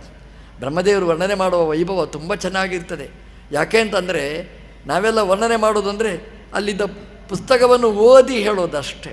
ಬ್ರಹ್ಮದೇವರು ಪುಸ್ತಕವನ್ನು ಓದಿ ದೇವರ ವರ್ಣನೆ ಮಾಡುವುದಲ್ಲ, ಭಗವಂತನನ್ನು ನೋಡ್ತಾ ನೋಡ್ತಾ ದೇವರ ವರ್ಣನೆಯನ್ನು ಮಾಡೋದು. ಶ್ರೀ ಮಧ್ವಾಚಾರ್ಯರು ಗ್ರಂಥ ಬರೀತಾರೆ, ಅದು ಪುಸ್ತಕ ನೋಡಿ ಬರೆಯುವುದಲ್ಲ, ಅವರು ಭಗವಂತನನ್ನು ನೋಡಿ ಪುಸ್ತಕ ಬರೆಯಿತು. ಹಾಗಾಗಿ ಭಗವಂತನ ಜ್ಞಾನಕ್ಕೆ ಕಾರಣವಾದ ಶಬ್ದಗಳೇ ಸರ್ವಮೂಲದಲ್ಲಿ ಇರುವುದು. ದೇವರ ಜ್ಞಾನಕ್ಕೆ ಕಾರಣವಾಗದೇ ಇದ್ದ ಅಪಶಬ್ದ ಅಲ್ಲಿ ಬರುವುದೇ ಇಲ್ಲ. ಬ್ರಹ್ಮದೇವರು ಹೇಳ್ತಾರೆ, ಏನೇನು ಹೇಳ್ತಾರೆ, ಯಾವ ಯಾವ ರೂಪವನ್ನು ವರ್ಣನೆ ಮಾಡ್ತಾರೆ, ಅದೆಲ್ಲ ಕಣ್ಣ ಮುಂದೆ ಬಂದು ನಿಂತಿರ್ತದೆ. ಕೃಷ್ಣಮೂರ್ತಿ ಕಣ್ಣ ಮುಂದೆ ನಿಂತಂತೆ ಇದೆಯಲ್ಲ, ನಿಂತಿರ್ತದೆ ಅಲ್ಲಿ, ಅವರ ಮುಂದೆ ಕಣ್ಣ ಮುಂದೆ ಕಾಣ್ತಾ ಇರ್ತದೆ ಎಲ್ಲ ರೂಪ. ಅದು ಪದ್ಮನಾಭ ರೂಪ ಇರ್ಬೋದು, ನಾರಾಯಣ ರೂಪ ಇರ್ಬೋದು, ವೈಕುಂಠ ರೂಪ ಇರ್ಬೋದು, ವರಾಹ ರೂಪ ಇರ್ಬೋದು, ಹಯಗ್ರೀವ ರೂಪ ಇರ್ಬೋದು, ವ್ಯಾಸರೂಪ, ಎಲ್ಲವನ್ನು ನೋಡ್ತಾ ನೋಡ್ತಾ ನೋಡ್ತಾ ನಾರದರಿಗೆ ವಿವರಣೆಯನ್ನು ಮಾಡ್ತಾರೆ. ನಮ್ಮ ದೇವರು ಹೇಗಿದ್ದಾನೆ ಹೇಗಿದ್ದಾನೆ ಅಂತ ಅದೆಲ್ಲ ಚಿತ್ರಣಗಳನ್ನು ಕೊಟ್ಟು, ಭಗವಂತ ಹೀಗಿದ್ದಾನೆ, ಆ ಭಗವಂತನ ಅನುಗ್ರಹ ಆದರೆ ನಮಗೆ ಮೋಕ್ಷ ಆಗುತ್ತೆ. ಆ ಮೋಕ್ಷದ ವೈಭವವನ್ನು ತೋರಿಸ್ತಾರೆ. ಮೋಕ್ಷ ಹೇಗಿದೆ ಅಂತ, ಅಲ್ಲಿರತಕ್ಕಂತಹ ಸುಖ, ಅಲ್ಲಿರತಕ್ಕಂತಹ ಆನಂದದ ವೈಭವ ಅದೆಲ್ಲ ವಿವರಿಸ್ತಾರೆ. ಅಂದರೆ ಆಚಾರ್ಯರು ಏನು ಮೋಕ್ಷ ವರ್ಣನೆ ಮಾಡ್ತಾರೆ ಅದೆಲ್ಲ ಭಾಗವತದ ಪ್ರತಿಬಿಂಬನೆಗಳು, ಬ್ರಹ್ಮದೇವರು ನೋಡಿ ಹೇಳುವಂಥದ್ದು. ಸಾಮಾನ್ಯವಾಗಿ ವೈಕುಂಠ ಇನ್ನೊಬ್ಬರಿಗೆ ಗಮ್ಯ ಅಲ್ಲ. ಬ್ರಹ್ಮದೇವರಿಗೆ ಭಗವಂತ ಮೋಕ್ಷ ದರ್ಶನ ಮಾಡಿಸಿದ್ದ. ಯಾಕೆ ಅಂತಂದರೆ ಉಪದೇಶ ಮಾಡುವವರು ಬ್ರಹ್ಮದೇವರು. ಅವರು ಹೇಳುವಾಗ, ಉಪದೇಶ ಮಾಡುವಾಗ ಶಾಸ್ತ್ರಜ್ಞಾನ ಸಂಪಾದನೆ ಮಾಡಿದರೆ, ಭಗವಂತನ ಜ್ಞಾನ ನಮಗೆ ಬಂದರೆ ಭಗವಂತ ಮೋಕ್ಷ ಕೊಡ್ತಾನೆ. ಎಂಥ ಮೋಕ್ಷವನ್ನು ಕರುಣಿಸ್ತಾನೆ ಅಂತಂದರೆ ಆನಂದಮಯವಾದ ಮೋಕ್ಷ ನಮಗೆ ಸಿಗ್ತದೆ. ಆ ಆನಂದ ವಿಚಿತ್ರವಾದ ಆನಂದ ಅಂತ ಆ ವೈಕುಂಠದ ವರ್ಣನೆ ನಭಾರತಿ ಮೇಂಗ ವೃಷೋಪಲಕ್ಷತೆ, ಅದು ಸುಳ್ಳಲ್ಲದು, ಸತ್ಯವಾದಂತಹ ಸಂಗತಿ ಅಂತ. ಹಾಗಾಗಿ ದೇವರನ್ನು ನೋಡಿದರೆ ಸತ್ಯ, ಅದು ದೇವರ ಅನುಗ್ರಹದಿಂದಾಗಿ ಸಿಕ್ಕಿದ ಮೋಕ್ಷ, ಅದೂ ಸತ್ಯ. ಬ್ರಹ್ಮದೇವರು ಅದನ್ನೆಲ್ಲ ಸುಂದರವಾಗಿ ವಿವರಣೆ ಮಾಡಿ ದೇವರತ್ರ ಪಾಠ ಕೇಳಿದ ಬಗೆಯನ್ನು ಭಾಗವತ ಉಲ್ಲೇಖ ಮಾಡುತ್ತೆ. ಬ್ರಹ್ಮದೇವರು ಭಗವಂತನ ಹತ್ರ ಪಾಠ ಕೇಳಿದ್ದಾರೆ. ದೇವರು ಪಾಠ ಹೇಳಿದ ಅದೇ ಭಾಗವತ. ಅದು ಯಾವುದು ಅಂದರೆ 4 ಶ್ಲೋಕದಲ್ಲಿ ದೇವರು ವಿವರಣೆ ಕೊಡ್ತಾನೆ. ಇಡೀ ಶಾಸ್ತ್ರಗಳ ಸಾರವನ್ನು ವಿವರಿಸುತ್ತಾನೆ. ಬ್ರಹ್ಮದೇವರಿಗೆ ದೇವರು ಹೇಳಿದ ಚತುಶ್ಲೋಕಿ ಭಾಗವತ ಅಂತ ತುಂಬ ಪ್ರಸಿದ್ಧವಾದಂಥದ್ದು. ಬ್ರಹ್ಮದೇವರು ಅದನ್ನು ನಾರದರಿಗೆ ಉಪದೇಶ ಮಾಡ್ತಾರೆ. ಏನು ಹೇಳ್ತಾರೆ ಅವರು ಅಂತಂದರೆ, ಅಹಮೇ ವಾಸಮಗ್ರೇ ಚ ನಾಣ್ಯತ್ ಯತ್ ಸದಸತ್ ಪರಂ ಪಶ್ಚಾದಹಂ ತಮೇತಚ್ಚ ಯೋವಶಿಷ್ಯೇತ ಸೋಸ್ಮ್ಯಹಂ ಅಂತ.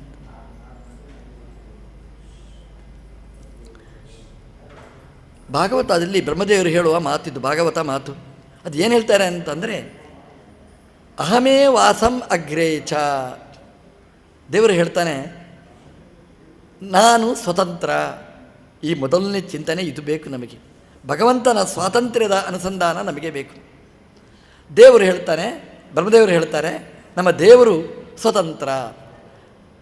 ದೇವರು ಬ್ರಹ್ಮದೇವರಿಗೆ ಹೇಳಿದ್ದು, ಬ್ರಹ್ಮದೇವರು ನಾರದರಿಗೆ ಹೇಳ್ತಾರೆ. ಭಗವಂತ ಹೇಳ್ತಾನೆ, ದೇವರೇ ತನ್ನ ಪರಿಚಯವನ್ನು ಬ್ರಹ್ಮದೇವರಿಗೆ ಹೇಳಿದ್ದು, ಅದನ್ನು ಹಾಗೇ ನಾರದರಿಗೆ ಉಪದೇಶ ಮಾಡಿದ್ದಾರೆ. ದೇವರು ಸ್ವತಂತ್ರ. ಅದು ಹೇಗೆ? ಅಹಮೇವ ಆಸಂ ಅಗ್ರೇ ಚ. ನಾನು ಸ್ವತಂತ್ರ. ಯಾಕೆ ಗೊತ್ತಾ? ಈ ಸೃಷ್ಟಿ ಆಗಿದೆ ಪ್ರಪಂಚ. ಇವತ್ತು ನಾವು ಹೇಳ್ತೇವೆ, ನಾನು ಬಂದೆ, ಬೆಂಗಳೂರಿಂದ ಇಲ್ಲಿ ಬಂದೆ, ನಾನು ಇಲ್ಲಿದ್ದೇನೆ, ನಾನು ಹೋಗ್ತೇನೆ. ಎಷ್ಟು ಸ್ವಾತಂತ್ರ್ಯ ನೋಡಿ ನಮಗೆ. ನಾನಲ್ಲಿ ಹೋಗಿ ಆರಾಮಾಗಿರ್ತೇನೆ, ಇದು ಸ್ವಾತಂತ್ರ್ಯ. ನಾಳೆ ನಾನು ಇರ್ತೇನೆ, ಇರಬೇಕು ನೋಡಿ, ಇರಲೇಬೇಕು ಅಂತೂ ನಮಗೆ ಸ್ವಾತಂತ್ರ್ಯ ಭ್ರಮೆ ಎಷ್ಟಿರ್ತದೆ. ನಾಳೆ ಅಲ್ಲ, ನಾಡ್ದಲ್ಲ, ಇನ್ನೊಂದು 20 ವರ್ಷ 50 ವರ್ಷದ ಕಲ್ಪನೆ ನಮಗಿದೆ. ನಾನು ಹೇಗಿರ್ತೇನೆ, ಹಿಂಗೇ ಇರ್ತೇನೆ ಅಂತ. ಒಂದು ಡೈರಿ ನಾವು ನಿನ್ನೆದು ಬರೆಯುವುದಲ್ಲ, ನಾಳೆ ನಾಡ್ದಿನ ಡೈರಿ ಎಲ್ಲ ನಾವು ಬರೆಯುವವರು ನಾವು. ಅಂದರೆ ಸ್ವಾತಂತ್ರ್ಯ ಭ್ರಮೆ ನಮಗಿದೆ. ಅದನ್ನು ದೇವರು ಹೇಳ್ತಾನೆ, ನಿಮಗೆ ಸ್ವಾತಂತ್ರ್ಯದ ಚಿಂತನೆ ಮಾಡಲಿಕ್ಕೆ ನಿಮಗೆ ಬರೋಲ್ಲ. ಯಾಕೆ ಗೊತ್ತಾ? ನೀವು ಈಗಿದ್ದೀರಿ, ಈಗ ಸೃಷ್ಟಿಕಾಲ, ನೀವಿದ್ದೀರಿ. ಸೃಷ್ಟಿಯಾಗೋದಕ್ಕಿಂತ ಮುಂಚೆ ನೀವಿದ್ದೀರಾ? ಕೇಳ್ತಾನೆ ದೇವರು. ಸೃಷ್ಟಿಯ ಪ್ರಳಯ ಆಗುತ್ತೆ, ಆಗ ನೀವು ಇರ್ತೀರಾ. ಸೃಷ್ಟಿಯಾಗೋದಕ್ಕಿಂತ ಮುಂಚೆ ಇಲ್ಲ, ಸೃಷ್ಟಿ ನಾಶ ಆದ ಮೇಲೆ ಮತ್ತೆ ನೀವಿಲ್ಲ. ಮತ್ತು ನೀವು ಹೇಗೆ ಸ್ವತಂತ್ರ? ನೀವಿಲ್ಲಿ ಹೇಗೆ ಬಂದ್ರಿ? ಇಲ್ಲಿಂದ ಹೇಗೆ ಹೋಗ್ತೀರಿ? ನಿಮಗೆ ಗೊತ್ತಾ? ನೀವು ಟಿಕೆಟ್ ಮಾಡಿದ್ದೇನೆ ಎಲ್ಲ ಹೇಳಿ, ಆ ಟಿಕೆಟ್ ಕೊಡೋದು ಯಾರು? ಯಾವಾಗ ಅಂತ ವ್ಯವಸ್ಥೆ ಮಾಡೋದು ಯಾರು? ಯಾವುದು ನಮ್ಮ ಕೈಯಲ್ಲಿಲ್ಲ. ಇಲ್ಲಿ ಬರುವುದೂ ನಮ್ಮ ಕೈಯಲ್ಲಿಲ್ಲ, ಹೋಗೋದು ನಮ್ಮ ಕೈಯಲ್ಲಿಲ್ಲ ಅಂತಂದ ಮೇಲೆ ನಾವೇನು ಸ್ವತಂತ್ರ? ದೇವರೇ, ನಮ್ಮಪ್ಪನೇ ಸ್ವತಂತ್ರ ಅಂತ ಅಹಂ ಅಂತ ದೇವರು ಹೇಳ್ತಾನೆ. ಅಹಂ ಅಂತಂದರೆ ನಮಗೆ ದೋಷ. ಅದು ಅಹಂ ಅಂದರೆ ಭಗವಂತನಿಗೆ ಅದು ಗುಣ. ಅಹಂ ಅಂದರೆ ಏನು ಗೊತ್ತಾ? ಯಾರಿಗೆ ಹೇಯವಾದದ್ದು ಇಲ್ಲ ಅವನು ಅಹಂ. ಹಾತುಂ ಯೋಗ್ಯಂ ಯಸ್ಯ ನಾಸ್ತಿ ಸಹ ಅಹಂ. ಯಾರಿಗೆ ಬಿಡಬೇಕಾದ್ದು ಇಲ್ಲ ಅದು ಅವನು ಅಹಂ. ನಮ್ಮಲ್ಲಿ ಬಿಡಬೇಕಾದ್ದೇ ಎಲ್ಲ ಇರೋದು, ಹಿಡಿಬೇಕಾದ ನಮ್ಮ ಹತ್ರ ಇಲ್ಲ. ನಾವು ಅಹಂ ಅಲ್ಲ, ನಾವು ಹಮ್ ಅಷ್ಟೇ. ಭಗವಂತ ಅಹಂ ಅಂದರೆ ಅವನಲ್ಲಿ ಹೇಯವಾದದ್ದು ಯಾವ ದೋಷಗಳೂ ಅವನಲ್ಲಿಲ್ಲ. ಆದ್ದರಿಂದ ನಮ್ಮ ದೇವರು ಅಹಂ ಅಹಂ ಅಂತ ಭಗವಂತನಿಗೆ ಇಷ್ಟವಾದ ನಾಮ ಅಂತ. ಅಹಂ ಅಹೇಯತ್ವಾತ್ ಅಹನ್ನಾಮ ಅಂತ ಹೇಳ್ತಾರೆ. ಅಂತಹ ಭಗವಂತ ಅಹಮೇವ ಆಸಂ, ಸೃಷ್ಟಿಗಿಂತ ಮುಂಚೆ ನಾನಿದ್ದೆ ಅಂತ ಹೇಳ್ತಾನೆ. ದೇವರು ಹೇಳಿದ, ನಾನು ಇದ್ದೆ ಅಂತ ಅಷ್ಟೇ ಹೇಳುವುದಲ್ಲ, ಅಹಮೇವ ಅಸಮಗ್ರೆ, ನಾನೇ ಇದ್ದೆ ಅಂತ. ನಮಗೆ ಹಾಗೆ ಹೇಳಲಿಕ್ಕಾಗೋಲ್ಲ. ನಾನೇ ಇದ್ದೆ ಅಂತ ಹೇಳಲಿಕ್ಕಾಗೋದಿಲ್ಲ. ರೀ, ಕಾಶಿ ಹೋಗಿ ಬರ್ತೇನೆ, ಅಪ್ಪ ನೀನು ಒಬ್ಬನೇ ಹೋಗಬೇಡ, ಯಾರು ನಿನ್ನೊಟ್ಟಿಗಿದ್ದಾರೆ? ಅಹಮೇವ ಅಲ್ಲ, ನಮಗೆ ಯಾರಾದರೂ ಒಬ್ಬ ಬೇಕು, ಇನ್ನೊಬ್ಬರು ಇಲ್ಲದಿದ್ದರೆ ನಾವು ಹೋಗಿ ಇಂಥ ಮಕ ಕಳಿಸುವುದಿಲ್ಲ ನಮ್ಮನ್ನು. ಯಾರಾದರೂ ಬೇಕು ನಮಗೆ, ಇನ್ನೊಂದು ಕೋಲು, ನಮಗೆ ಊರುಗೋಲು ಯಾರಾದರೂ ಇದ್ದರೆ ನಮ್ಮನ್ನು ಕಳಿಸ್ತಾರೆ. ನಮ್ಮ ದೇವರು ಹಾಗಲ್ಲ. ದೇವರು ಬರಬೇಕಿದ್ರೆ ಯಾರೂ ಬೇಡ. ಅಹಮೇವ ಸಮಗ್ರೇ ಛ, ಅಹಮೇವ ಅಸಂ, ನಾನೇ ಇದ್ದೆ, ಪ್ರಳಯ ಕಾಲದಲ್ಲಿ ಯಾರೂ ಇಲ್ಲ ಅಂತ ಹೇಳ್ತಾನೆ.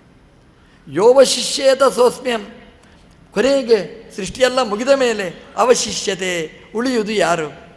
ನಾನೇ. ಸೃಷ್ಟಿಗಿಂತ ಮುಂಚೆ ಇದ್ದದ್ದೂ ನಾನೇ, ಸೃಷ್ಟಿ ಮುಗಿದ ಮೇಲೆ ಇರುವುದೂ ನಾನೇ. ಹಾಗಾದರೆ ಮಧ್ಯದಲ್ಲಿ ಬಂದು ಹೋಗುವವರು ನೀವೆಲ್ಲ.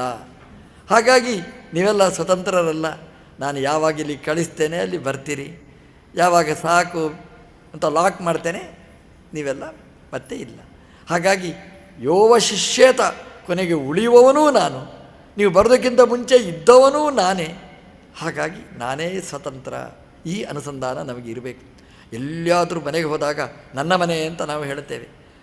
ದೇವರು ಹೇಳಿದ, ಈ ಪ್ರಶ್ನೆ ಮಾಡಿಕೊಳ್ಳಿ, ಈ ಮನೆ ಬರೋದಕ್ಕಿಂತ ಮುಂಚೆ ಇಲ್ಲಿ ಯಾರಿದ್ದರು? ಈ ಮನೆಗೆ ನೀವು ಬಿಟ್ಟು ಹೋದ ಮೇಲೆ ಯಾರಿರ್ತಾರೆ? ಮಧ್ಯದಲ್ಲಿ ಮಾತ್ರ ನೀವಿರುವವರು, ನಾನೇ ಇದರ ಓನರ್ ಅಂತ ಹೇಳೋದು ಒಂದು ತಾತ್ಕಾಲಿಕ ಅಷ್ಟೇ ಹೊರತು ಪರ್ಮನೆಂಟ್ ಓನರ್ ನೀನಲ್ಲ. 4 ದಿವಸದ ಯಜಮಾನ ನೀನಷ್ಟೇ. ಪರ್ಮನೆಂಟ್ ಯಜಮಾನ ಬೇರೊಬ್ಬ ಇದ್ದಾನೆ. ಅವನನ್ನು ಮರಿಬೇಡ. ಈ ಮನೆಯೊಳಗೆ ಪ್ರವೇಶ ಮಾಡುವಾಗ ಮರೆತರೆ ನಿನ್ನನ್ನು ಹೆಚ್ಚು ಕಾಲ ಇಡಲಿಕ್ಕೆ ಬಿಡುವುದಿಲ್ಲ, ಬೇರೆ ಕಡೆ ವರ್ಗಾವಣೆ ಮಾಡ್ತಾನೆ. ಅದನ್ನು ನಾವು ಮರಿಬಾರದಂತೆ. ಅಹಮೇವ ಆಸಂ ಯೋವಶಿಷ್ಯೇತ ಸೋಸ್ಮ್ಯಂ. ಆದರೆ ಇದ್ದರಲ್ಲ ಸದಾ ಸತ್ ಪರಂ ಅಂತ, ನಾಣ್ಯತ್ ಯತ್ ಸತ್ ಪರಂ ಅಂತ ದೇವರು ಹೇಳ್ತಾರೆ. ದೇವರು ಬ್ರಹ್ಮದೇವರಿಗೆ ಹೇಳ್ತಾರೆ, ಸತ್ ಅಸತ್ ಇತ್ತು.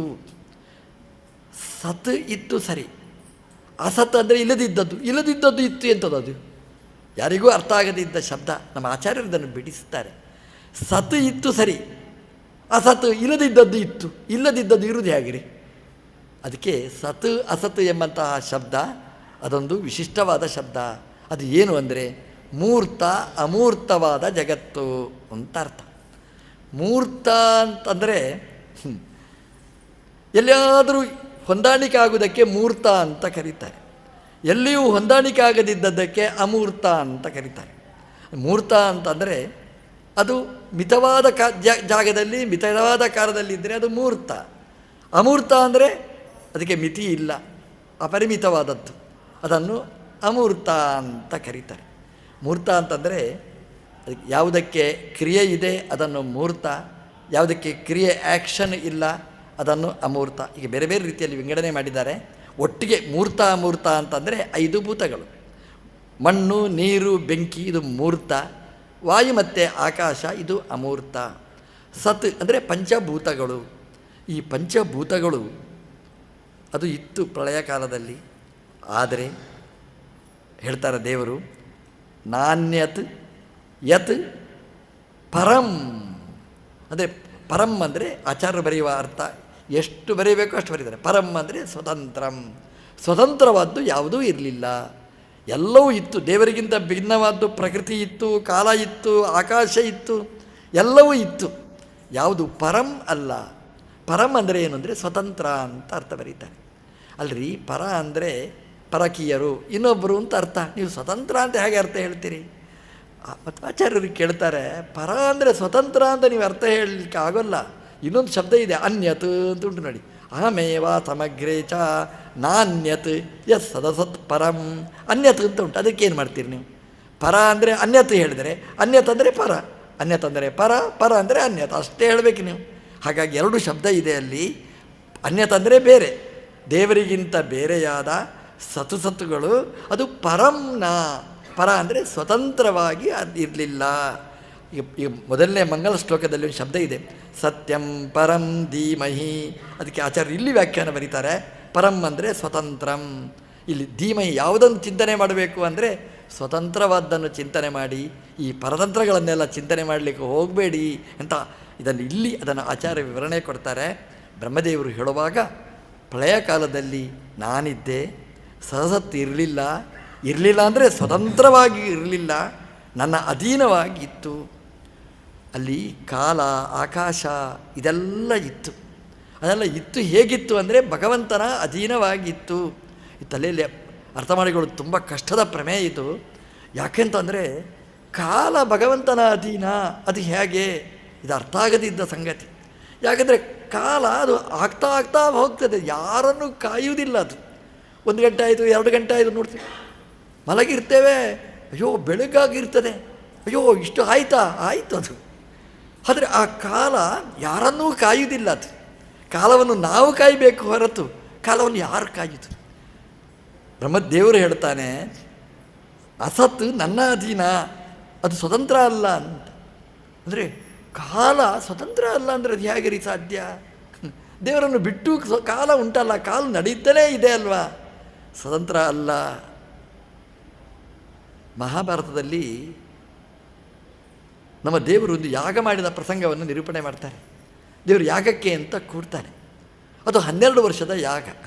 ನಮ್ಮ ಕೃಷ್ಣ 12 ವರ್ಷ ಒಂದು ಕಡೆ ಕೂಡಲಿಕ್ಕೆ ಸಾಧ್ಯನ?